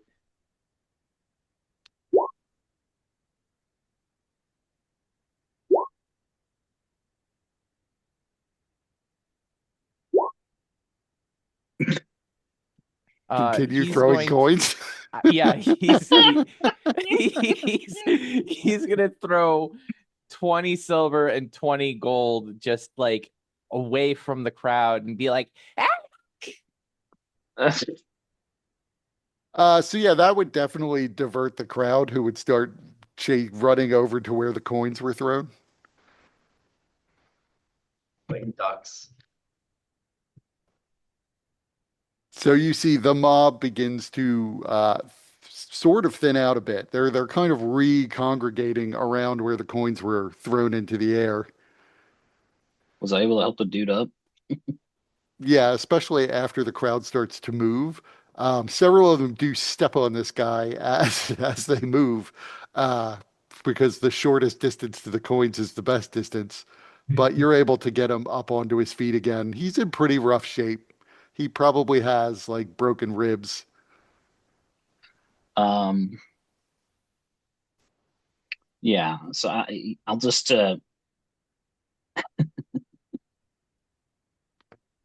fucking pick him up, and then if I think there's an easy spot for me to do it, I'll use my leap to get up and over the crowd. Yeah, I mean you definitely can leap over this crowd and get back into the cart.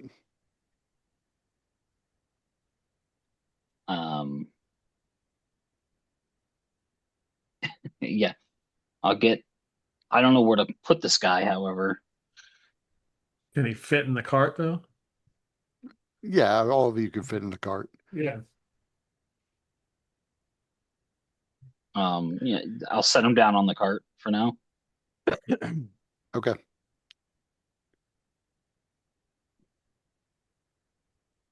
You hear Ziggy is letting out a somewhat distressed whinny at this point as he continues moving. Uh, Pebble will leap onto Ziggy and try to comfort and calm him down. Shh, shh.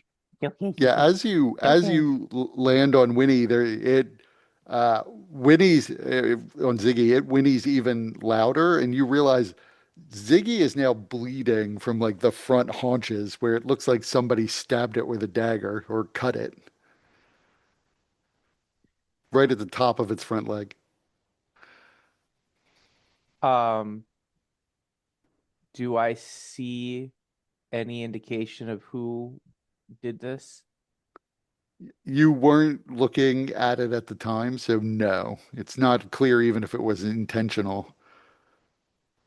But it's a little more than superficial. Like Winnie took damage or Ziggy took damage. Um, so Pebble turns, draws his trident, and says, "Who hurt Ziggy?" So the you could make me an intimidation check to see if you can get the crowd's attention.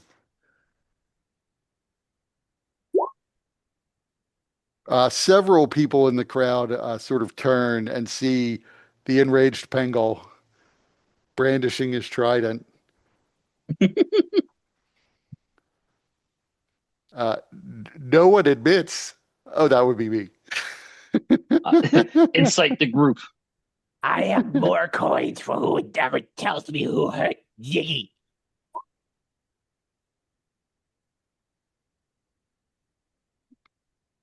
Um, so Thaldarin, you see one female warrior in chainmail that's not in great shape. Like there are definitely links missing, and her all of her uh, garb and insignia look like they're pretty old and worn. She's clearly now trying to disappear into the crowd. Meanwhile, everyone in the crowd is now pointing at someone and being like, "It was him. It was her. Give me money." Just blaming anybody so they can get money. Right. I'll say, so it's like whistle, and I'll point at the person, hoping that maybe Lee can fly. Um, so Thaldern, are you doing that loud enough for Pebble? I mean, yeah, you would be there for sure.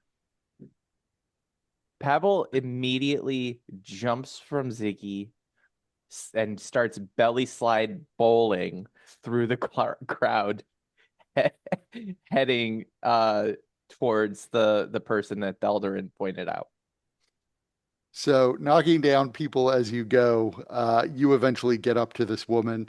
She's not as old as you might have imagined. She's maybe 28 years old. She's under 30, probably. And like I said, she's in pretty tattered, brellish, regimental clothing.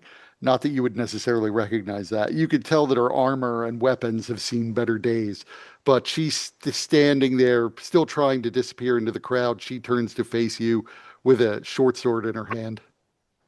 Is there blood on it? Yes, there's blood on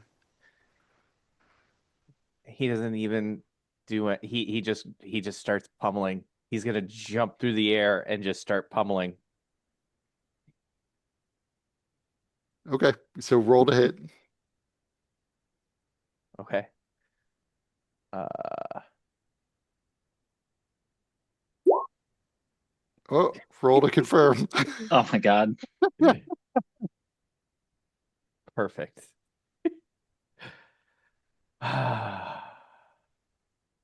No, this is for Ziggy. Action point. That you still hit her. Her armor, though tattered, is still somewhat intact. Okay. So then I deal 14 cold damage. Okay, so she begins to ought to miss. I didn't realize that. Wait. Oh, oh, I thought you said I hit. No, her her her armor class isn't good because her chainmail's in bad shape, Oh, but it's okay. I still higher than misunderstood what 10. you said. Okay. So yeah, I don't do any damage. Well, Um, am I getting like a full action or just an attack? you get a full action. She's more trying to disappear than anything else at this moment.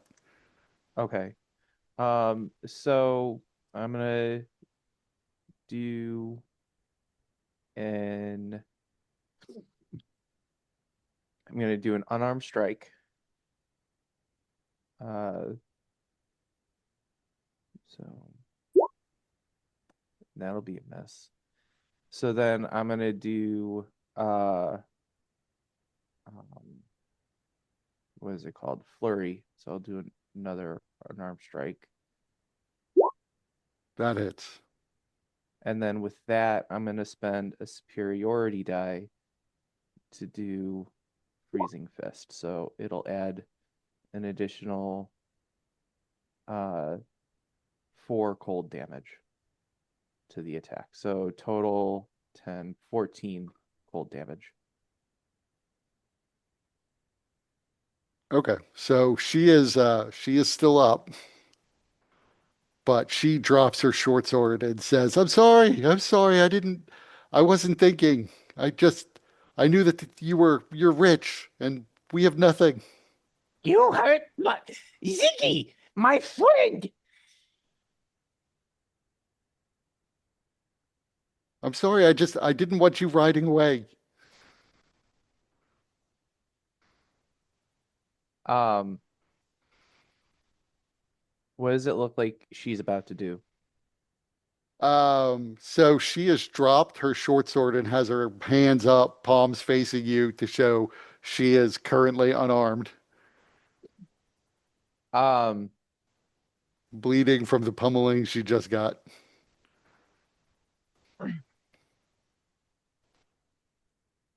so he is gonna uh drop his trident and leap. I imagine he's gonna leap to her chest like a some kind of wild cougar, pouncing on her, knocking her back to the ground, and then this is in my head, so I don't know if this is what as actually executes. And then I have my hands around her, not her neck, but like her shoulders, and like, you hurt my friend. You get it, you hurt my friend. And then his tone changes, and then his eyes start to tear up, and he's like, you hurt my friend.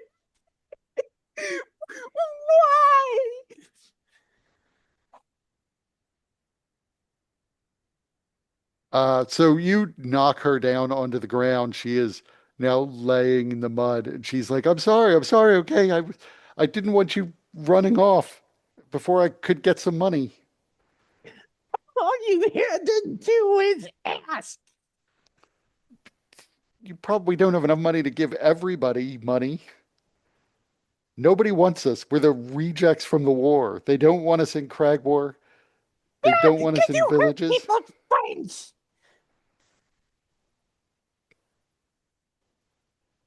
She sort of stares back at you, and you can see she's in her head. She is running through many memories of hurting many people.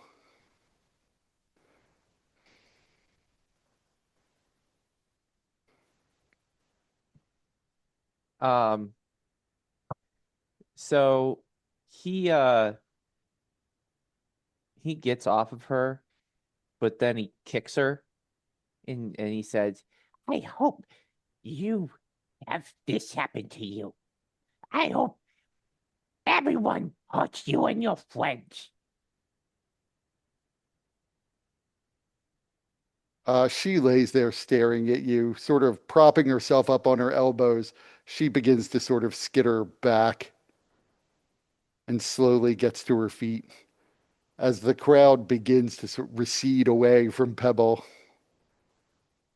People have even stopped going after the coins, although hard to say how widely dispersed those coins are now.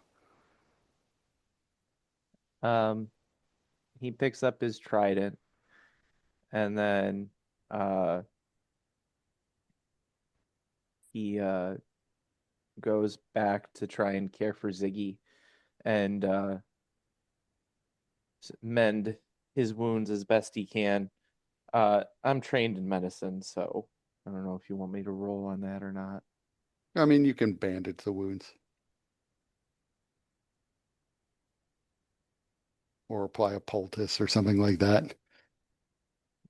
Now that you're on the ground, you could see these former soldiers, assuming that's what they all are. They are in pretty bad shape. They do seem to have some supplies here, but it is not many, and they are basically living outside in winter on the outskirts, a couple miles away from Cragwar. Many of them appear to have more than just physical injuries. Like you could see people didn't even approach the cart, who were just like sitting nearby, shaking, sitting on logs, who seem to be sort of oblivious to the fact that anything is going on around them. A couple people are still fighting because they were triggered by the tumult. And you see their friends trying to calm them down. But in general, the crowd is trying to get away at this point, unsure. Nobody wants to die necessarily over this. And apparently, the penguin has a temper. Mm. Mm, Look let's at the get guy. moving. Yeah, look at the guy in the cart. Yeah, what's your name, friend? My name's Laerith. Laerith Khalees. How come you don't? How come you don't live in Cragmore? They don't let us live in Cragmore. We're vagrants. Best we can do is we beg the caravans to give us some coin in honor of our service to Breland. I'm hoping to save up enough money to move south where it's at least warmer. Hmm. How much would that cost? Probably 10 gold should be enough to get me down somewhere livable. I don't necessarily know if there'll be work for me somewhere else with a bum leg. But you can get around, right? You can move. I can get around. It's more difficult than it used to be. I hear that they're much more respectful to veterans in Rote. I don't know if that's true, Hmm. but my hope was to get to Rote. Oh, well, we're headed in the opposite direction, but funny thing is, we're hiring. What would you need to hire me for? You're a soldier, you've been in the war, probably can handle a sword. I Always can good do to have that. somebody who's reliable. It's always good to bring in retainers randomly and make the DM come up with all sorts of stats for them. Yeah. I mean, I'd appreciate the work.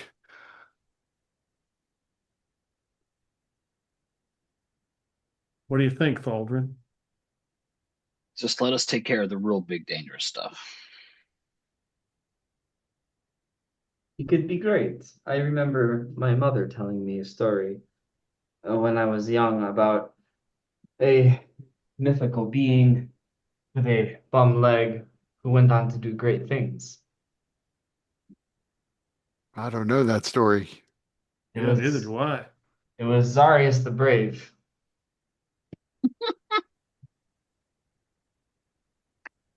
The brave, the cantankerous. It changed every time we read it. The mummy carrier. But no, I think you can be just fine, even if you are not in peak physical condition. Layrith sort of begins to prop himself up against the edge of the cart and winces as he has this, at least one broken rib from being stepped on. He's got to get better first. Yeah, but he surely isn't going to get better at this camp.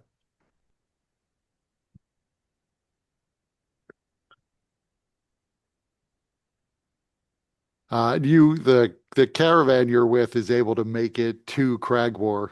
At the gates of Cragwar, you could see the guards aren't that interested in letting this sort of ragtag group in. Did we have this problem before? No, you were with merchant caravans then. Now you're with what look like actual refugees. Hmm. And you've been on the road now for 4 days, so these people have sort of they're a lot less put together than the merchant caravan you traveled with before.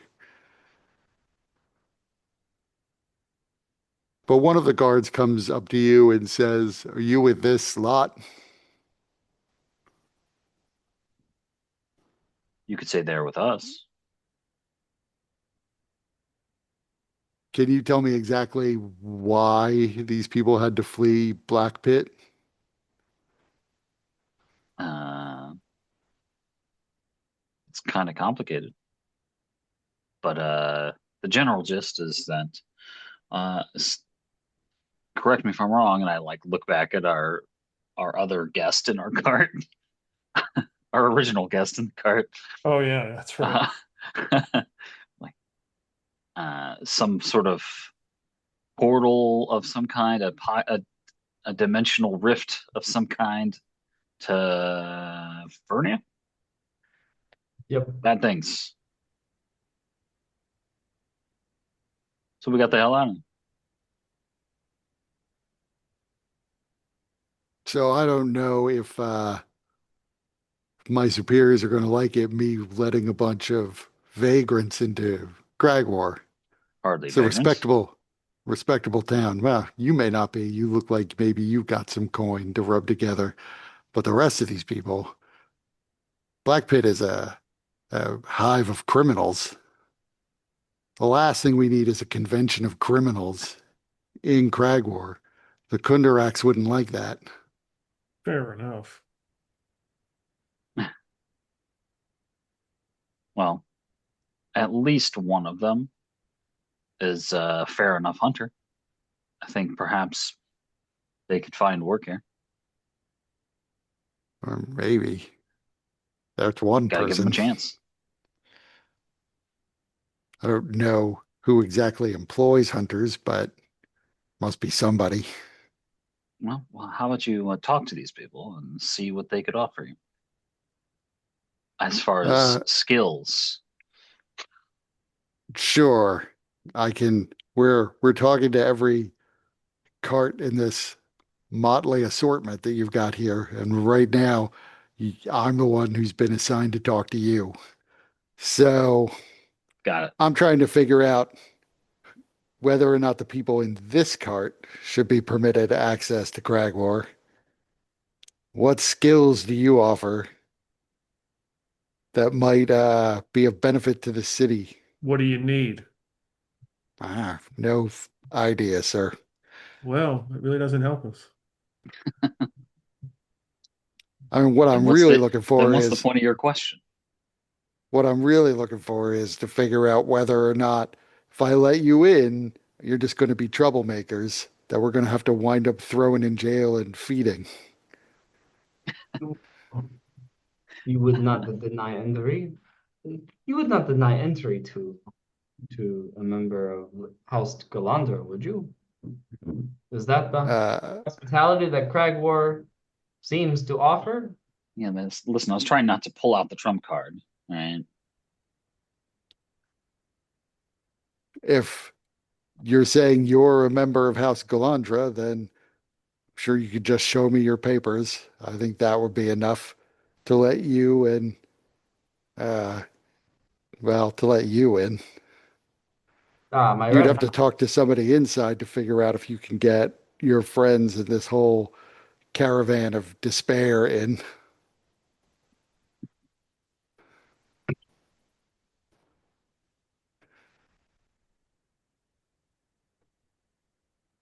Well, sure. But we can at least have them wait in a more hospitable place. That's probably true if you know of such a place.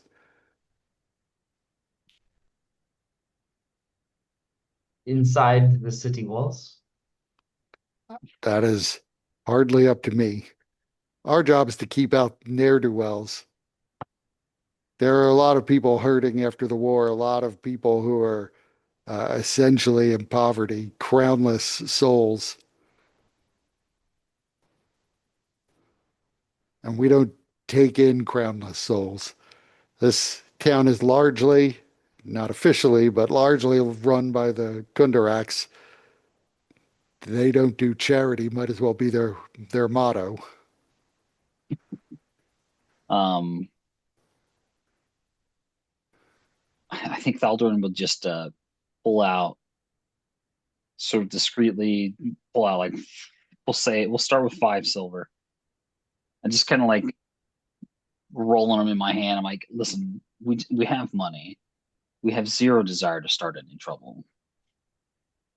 It's such a hassle. And here's proof.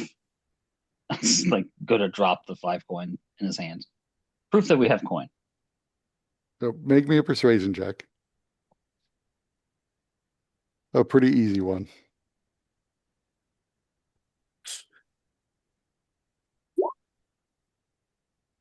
So he takes the coins and rolls them around in his hand and says, I mean, like I said, you appear to at least have some means to you.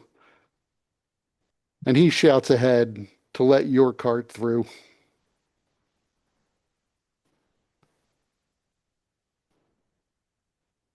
And you watch as the guards are leading some of the carts that are ahead of you off to the side of the road that you're on. But your cart is allowed in.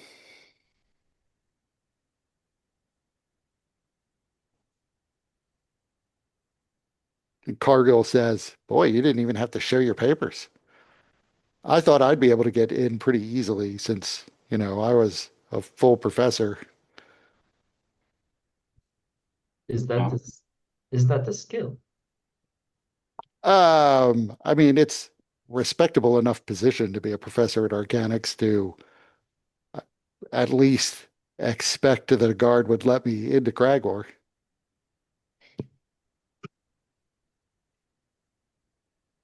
A lot of these people, I mean, from Black Pit, I don't even know if they have paperwork. And if they do, at most, like, it's like maybe the butcher is here.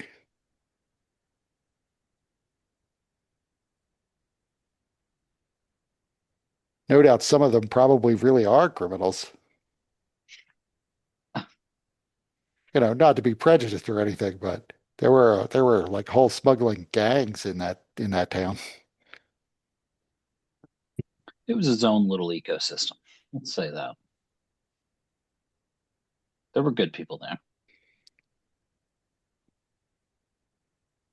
But you roll into Cragwar. It is not exactly an upscale town, but pretty well apportioned and things are kept up and kept in pretty good condition. So the moment, like there is a small settlement outside the walls as well. But the moment you're inside the walls, there is a definite sort of step up in the level of cleanliness overall. It seems to be a pretty orderly and well-run community.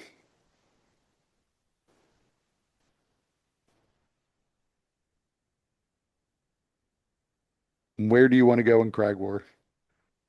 Essentially, any amenity you could expect to find in a city, you can find in Cragwar.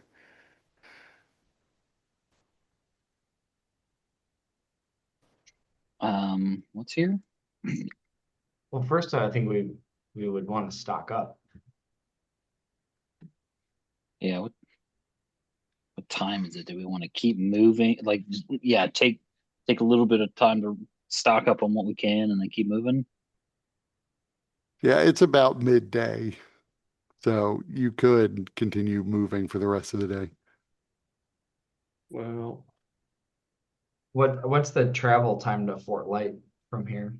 It's probably another 6 to 8 days, depending on how well Ziggy holds up. yeah, I mean, the horse was injured, so we probably want to try to get some kind of healing for him or us and this dude who we've taken with us.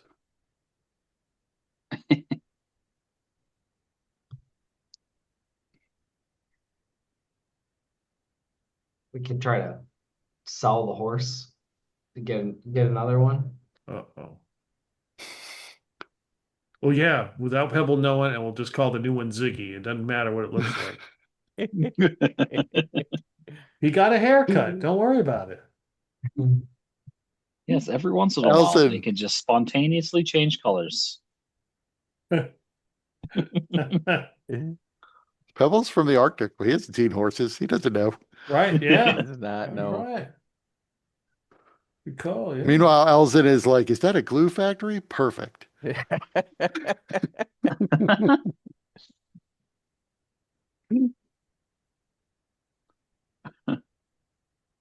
So you're looking for healing, or what are you looking for? Uh, I would certainly be looking for some kind of cleric or healing or whatever. So, I mean, there are plenty of temples. So if you're looking for clerics, that would be pretty easy. there any House Jurasco uh Yes, outposts? there is a House Carrasco enclave in the town as well. Not And that they are, Pebble would know the difference, but that would probably be the first place to check. right, but the rest of you would know that they are the Dragonmark House of Healing. Okay. whether or not there's anyone with a dragon mark in this town working there, you don't know, but they would still have healers among them. That's all we need. Heal up our horse. Make sure he's doing all right. And maybe So, and our other friend that we picked up. right. So you find a House Jurasco establishment. And someone comes out to meet you and asks what it is that you need. And you explain, and they immediately uh, they take Layrith out of the cart, gently easing him down, although they are halflings, so notably shorter than this guy. And one of the halflings says, "As for your horse, you might try House Vidalis. They know more about animals than we do." Is there a place like that around here? House Vidalis does have a small envoy that stays in the center of town. I don't know that they treat animals normally, but we don't tend to treat livestock at all. Well, I want to keep my friend alive. That's why we are asking for help. If you want, I can ask if we can make an exception and treat your animal as well.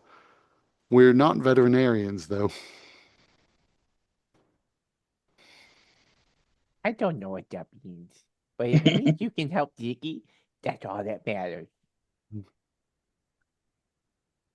Let me see what I can do.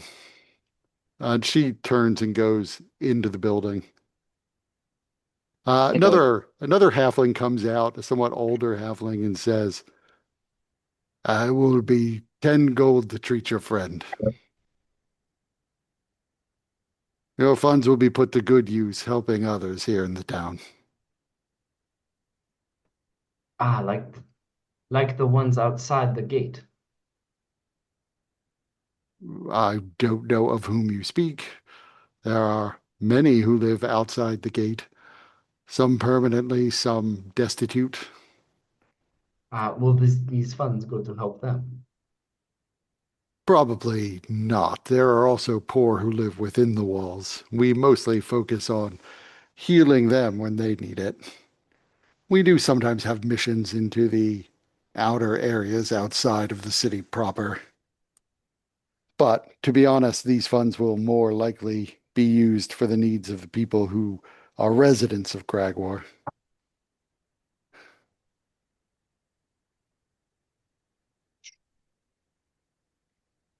That's Understood. good. I'm glad you're helping somebody, and I hand him 10 gold pieces.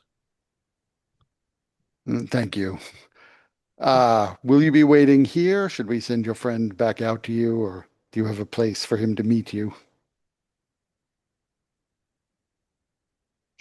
I Uh, I figured I was actually gonna help them carry him inside. I mean, they would certainly not refuse your help if you did Yeah. that.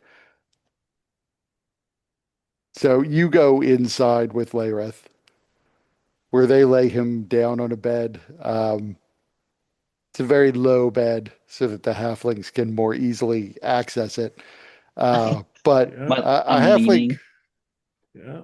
yeah, a halfling comes up and begins to sort of, examine all of his wounds and says, "Yes, he's two cracked ribs, clearly. There's nothing we can do for the leg." And he begins to, sort of chat up Laerith, talking about which group he was in the war, seeing the insignia on him.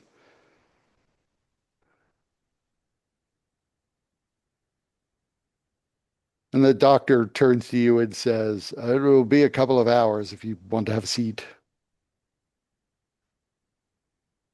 I'm going to go procure. You gonna feed him too? Um, we usually only feed our patients if they have to remain overnight.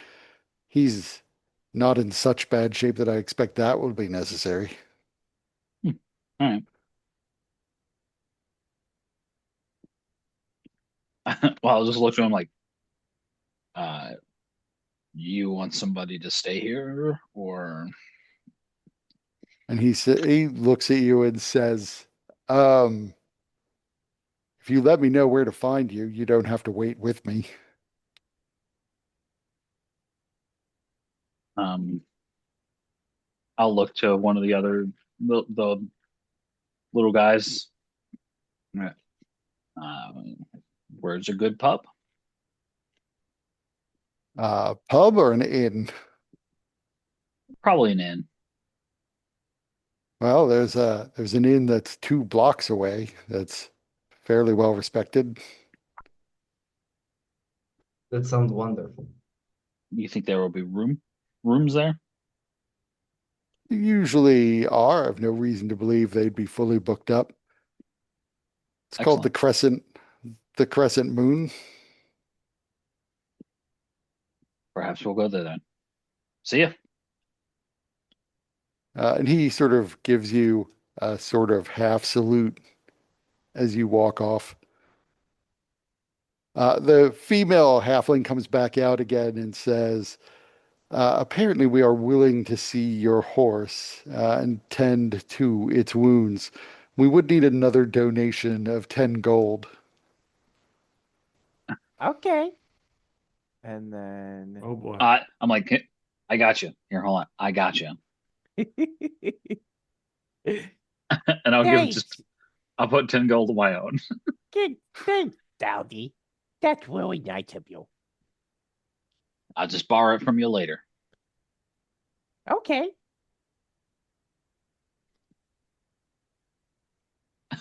yeah, I was Thank you. getting ready to get the dice roller out. I'm like, no. So that one of the halflings who comes out to tend to the horse says, "Can you unhitch it? We wouldn't normally tend to the horse here. We're not going to take it inside, but we will take it around the back where we have a courtyard." Sure. I go And to he one of will the go do ahead. his best to unhitch Ziggy, not really Go knowing what he's doing. go to one of the halflings that's out there. What are you guys serving today? What Or do you mean? do you do you have food here?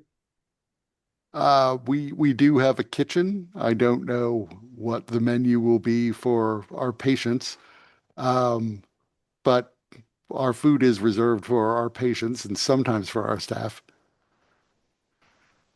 I hand this person 2 gold pieces.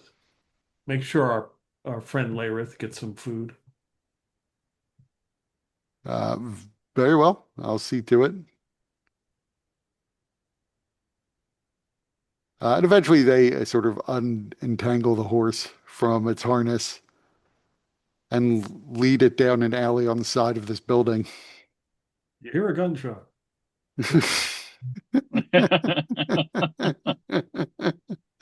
Yeah, you hear the twang of a hand crossbow.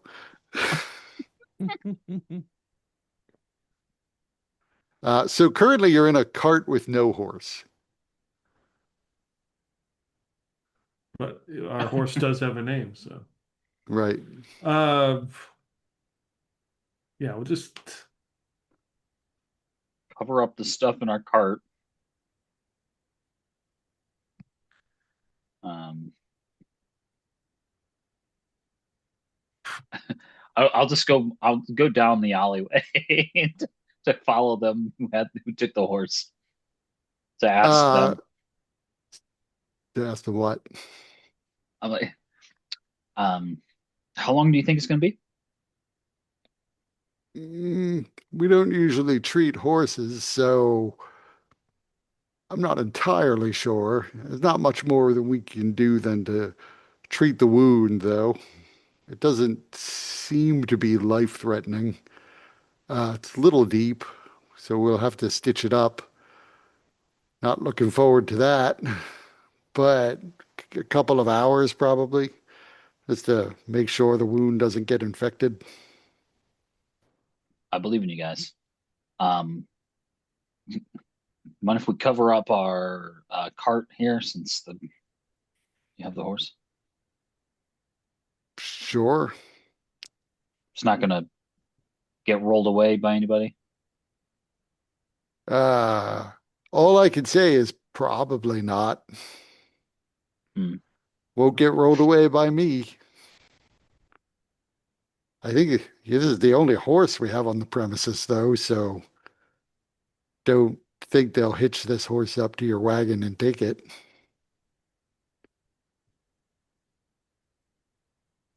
All right.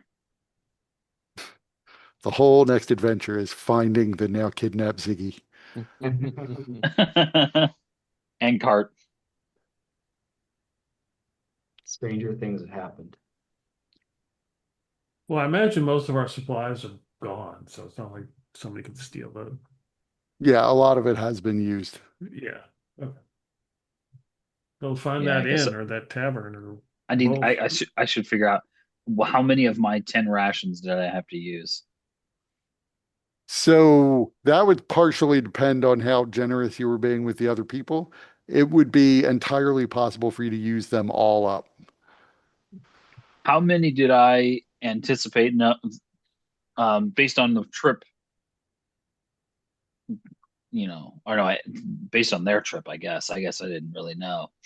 Um, if I kept five for myself, for instance. Um, I mean, you could have definitely kept five and just used the rest. By the end of the trip, people were a fair bit more cooperative than they were on that first night. All right. Okay. Yeah, we'll go. Do we want to try and cover the cart right quick, or drag it with us? I don't think we need to drag it with us. All right. So you cover it in a tarp. Uh, you see some, not halflings, some human porters come around and they begin to drag the cart down the alley into the courtyard and back. And you make your way to the inn. You are able to get rooms. It is 5 silver per person per night. Easy. Also would happily pay that. The silver, not like the gold markup. Later that night, you see Layrith does come into the inn, Pay for his room. and he tells you he brought Ziggy in the cart with him. Ziggy is, not at 100%, but his wound has been stitched up.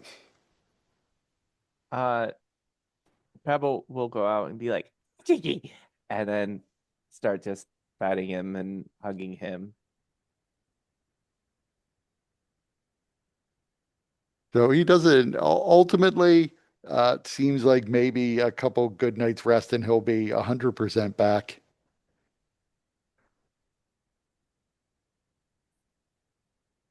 But otherwise, he seems to be in spirit back to his old self.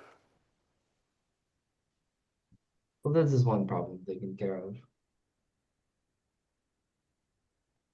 I'm gonna look. I'm gonna ask the people at the inn if there's a tailor or any place to find some clothes for Lareth, since he's probably in rags, and they're probably bloody and whatever other organic matter is on them. Yeah, I mean they're pretty dirty, Yeah, so um, they just need to be burned. and tattered. Yeah. But yeah, it's easy enough to find a place where you can buy clothing. Okay. Laris keeps his armor. Okay. It is functional, not in great condition, but still works. Okay. So you rest at the inn. It takes then another 5 days before you reach Fort Light, I mean. Um, but you make it there mostly without incident. A couple people you run into on the way. You do see that there are actually quite a few of these camps around settlements large and small where veterans seem to be hanging out. Um, it doesn't seem as though, and there are also, while there are veterans in the settlements as well, the veterans who are on the outside tend to be more the ones who were crippled in the war, mentally or physically, and so are having a harder time readjusting to normal life.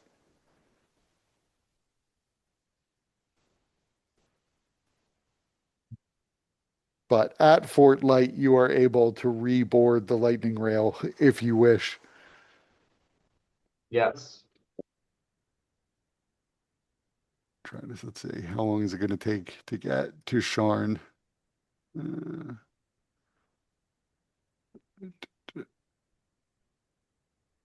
Well, does the lightning rail go to Rote? the lightning rail does go to Rote. Okay. So I would ask Lareth if he wants to, if he intends to, he can get on, we'll pay for his way to lightning rail to go to Rote, if that's what he wants, or he can still, or he can hang with us. Or if anybody in the group has any 2 cents they want to add.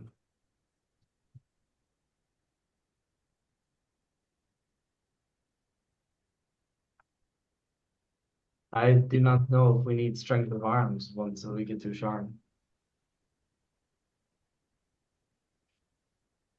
It's up to him. I mean, I don't know how capable he feels, if he even wants to go on his own. You guys have hired me to do a job. I'm happy to have work. I'll stay with you. While you're fucking things up. I got him traveler's clothes, so I took off 2 gold pieces. Okay. How did you do this?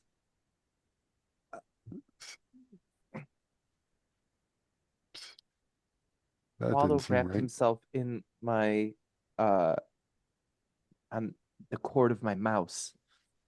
Mm.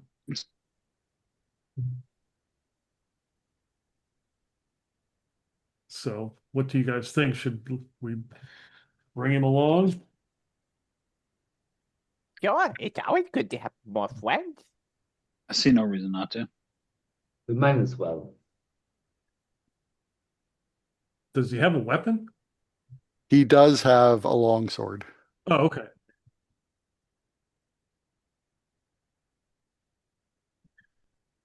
So you learn it will take about 4 days by lightning rail to get from Fort Light to Sharn. That is a heck of a lot faster than the journey we just took.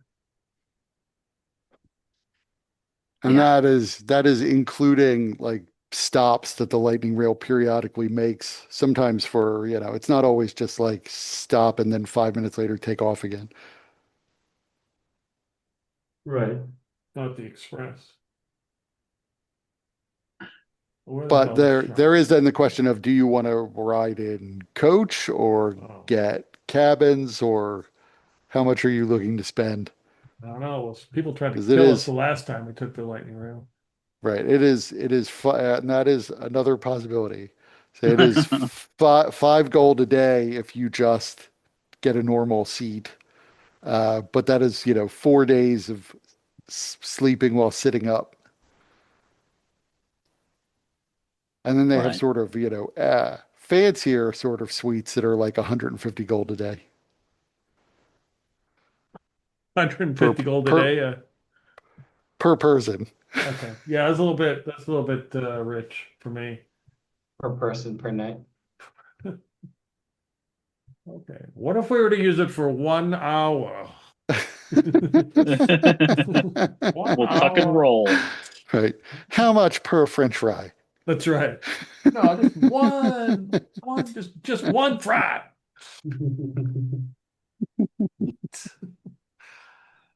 Oh, okay, there it is. Okay. So that's basically 20 gold. 20 gold, yes, if you get just a regular old seat. So much money gone. That's how they get you, these capitalists. Yeah.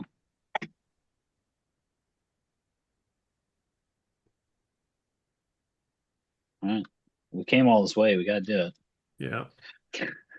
20 gold. All right. I got Layrith, so that's 40 for me. And I said, here, Pebble, let me count yours out. Oh, you're so nice of you. I will also, I don't know if there's like random reading material I could grab. Because you do notice every time Lee tries to sleep, he doesn't seem to be able to sleep, and he's reading the same junk letters that he found in the box at night. So I got to find some new reading material. I mean, there are copious, inexpensive newspapers that you could buy. Okay, yeah, I'll just use doesn't matter. The Just And then, random. Stamford Chronicle is the best known newspaper, I believe, and right. I don't know if it's just And this Sharn or if train it's does across Forbeer. the train does periodically stop over the course of these 4 days, so you could always get like a fresh newspaper. Okay, And that's they're relatively inexpensive at 2 crown per edition. It's copper. okay. Oh yes, the the crowns, the Galifar, the Yes, dragons. I Okay. forget what the silver's called. Sovereigns. I'll sovereigns. I'll take a silver piece off there. That should get me some reading material. Yeah, but I have no issue sitting in that chair the whole time and reading because I don't, I don't seem to be able to fall asleep. What's going on here? What's caused this? I Yeah, I think it's mean, you I think basically it's the find effect from I think it's the effect of that circus. The circus? Yes. What happened at the circus? There was all sorts of strange things that happened at the circus. I think it's a result of that. You've seen what happens when these random occurrences when I focus when I steady my focus to in battle. I think it's another side effect of the circus.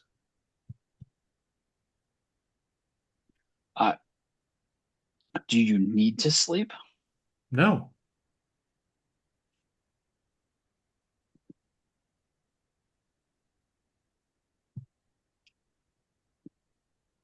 All right, but let us know if you need to sleep. I will.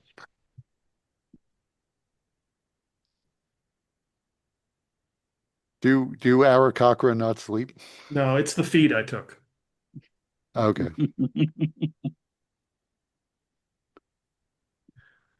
And I'm just playing it as I don't understand it.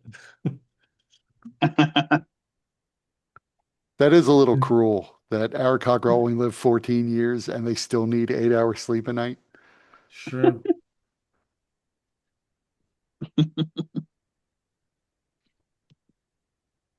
So you begin to take the rail down to Sharn. On the third day, when Lee gets off to get his updated newspaper, you see that the headline of the newspaper is Tragedy in Black Pit. Dun dun dun.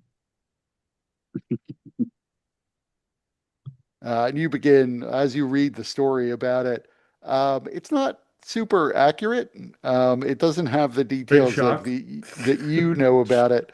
But it does say that there was some sort of magical explosion in Black Pit, destroying the entire town and leaving it a smoking crater, and that it is unknown who is behind it, whether it is agents of Drome or possibly spies from Karnath trying to agitate. Hmm. Okay. I Yeah. definitely would pass that around to everybody. It is mentioned that Deleuze de Kundarak was attempting to turn around the flagging economics of that small town and create a new supply of dragon shards for Breland, and that it is possible that this is all sabotage of her efforts. Mm.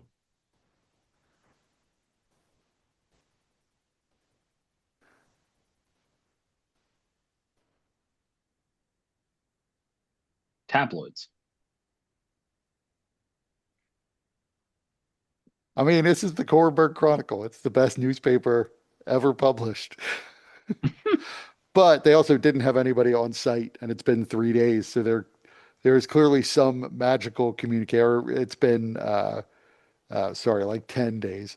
There is clearly some sort of magical communication probably that's been used to relay this all the way over to Corenberg so that it could be published in their paper. And then that has to be sort of disseminated amongst their network. So this is not bad turnaround time for D&D news that they Yeah. have that they know about the tragedy at all. There is also a piece about about the refugees that are filtering out into nearby villages in town as far away as Cragmore and how they're being turned away in many places that don't feel like caring for them. There's nothing about the cloud though, and a fair bit of gooning over the Kundarax involved in it. Gooning. Yes. Gooning. I would certainly take note of it. I mean, if anybody is quoted in there, any of the, you know, eyewitness account by blah blah blah said this. So there definitely are some eyewitness reports. The only one that you could sort of verify as being accurate is there is one of the pilots of the Lyrandar airship who said that, that they did all that they could to load as many people onto the airship as possible and then fly it to Cragwar to get out of the area. Again, there's still nothing necessarily about the cloud. They clearly do know that there was some sort of explosion, but nothing about a manifest zone or Vernia seems to have made the paper. They're, Hmm. amongst the praise for Deleuze de Kundarak, there is a mention, apparently accurate, that her first instinct was to run towards the disaster to try to save people, Okay. which at least that's what you had heard as well. Who knows? Maybe she had some other motive for going Right, into the right, right. crater. Right. And you do see Lee, you notice there is a reference to uh, Abelard de Canith being in Cragwar with the Kundarak family. Okay. There is no word, at least in this particular edition, on the fate of Deleuze de Kundarak, though, and whether or not she got out. It didn't, Okay. from what you've read, it doesn't sound like she was on the airship. It sounds like Abelard was on the airship. Mm.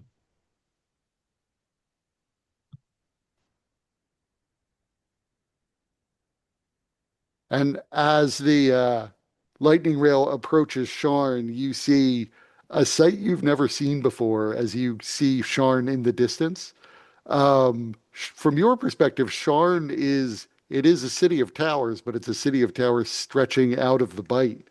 Now you see it in all of its glory with the lower levels that are substantially larger and wider than you would have been aware of. You realize it stretches up into the air 4 miles as opposed to a few thousand feet. You could see the various towers rising up on this plateau that overlooks the sea around it. You could see the base of it, which is much wider than you would have ever guessed it would be. Mm. And it also looks to be almost pristine. You're used to it looking sort of gray mottled and black. Mm. Now this is Sharn, however, in its full flower. Post-war, it's been rebuilt from whatever damage it took in the context of the Great War. And you could see there is a bevy of airships flying in and around it. as well as ships down in the harbors surrounding it. Pebble It looks in is, awe and is like, "Oh, what's that? It's so big."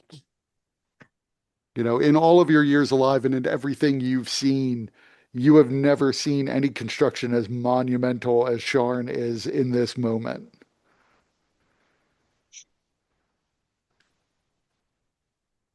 That's home. And the lightning rail pulls into the station, and you are in Sharn. And that's where we'll end it for this week.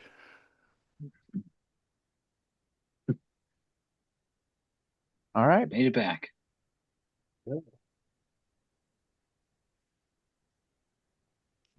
Get to see what has changed or what's different in this Sharn versus the one that our characters are familiar with. Did To go find my old house. Did what's his name come with us too? Laerith and Cargill both did come with you. Cargill. Okay. All right. Okay. Cargill wants to visit people at Morgrave University so that he can organize an expedition back to Black Pit. Okay. Okay.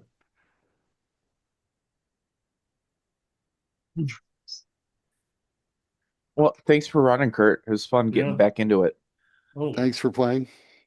Thank you for running. We'll see what it is you guys get up to in Sharn next time.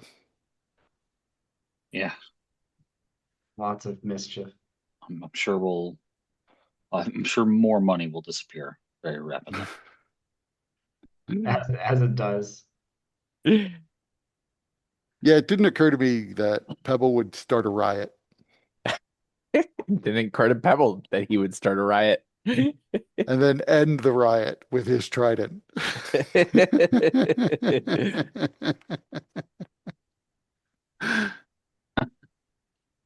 All right. Thanks for playing, everybody.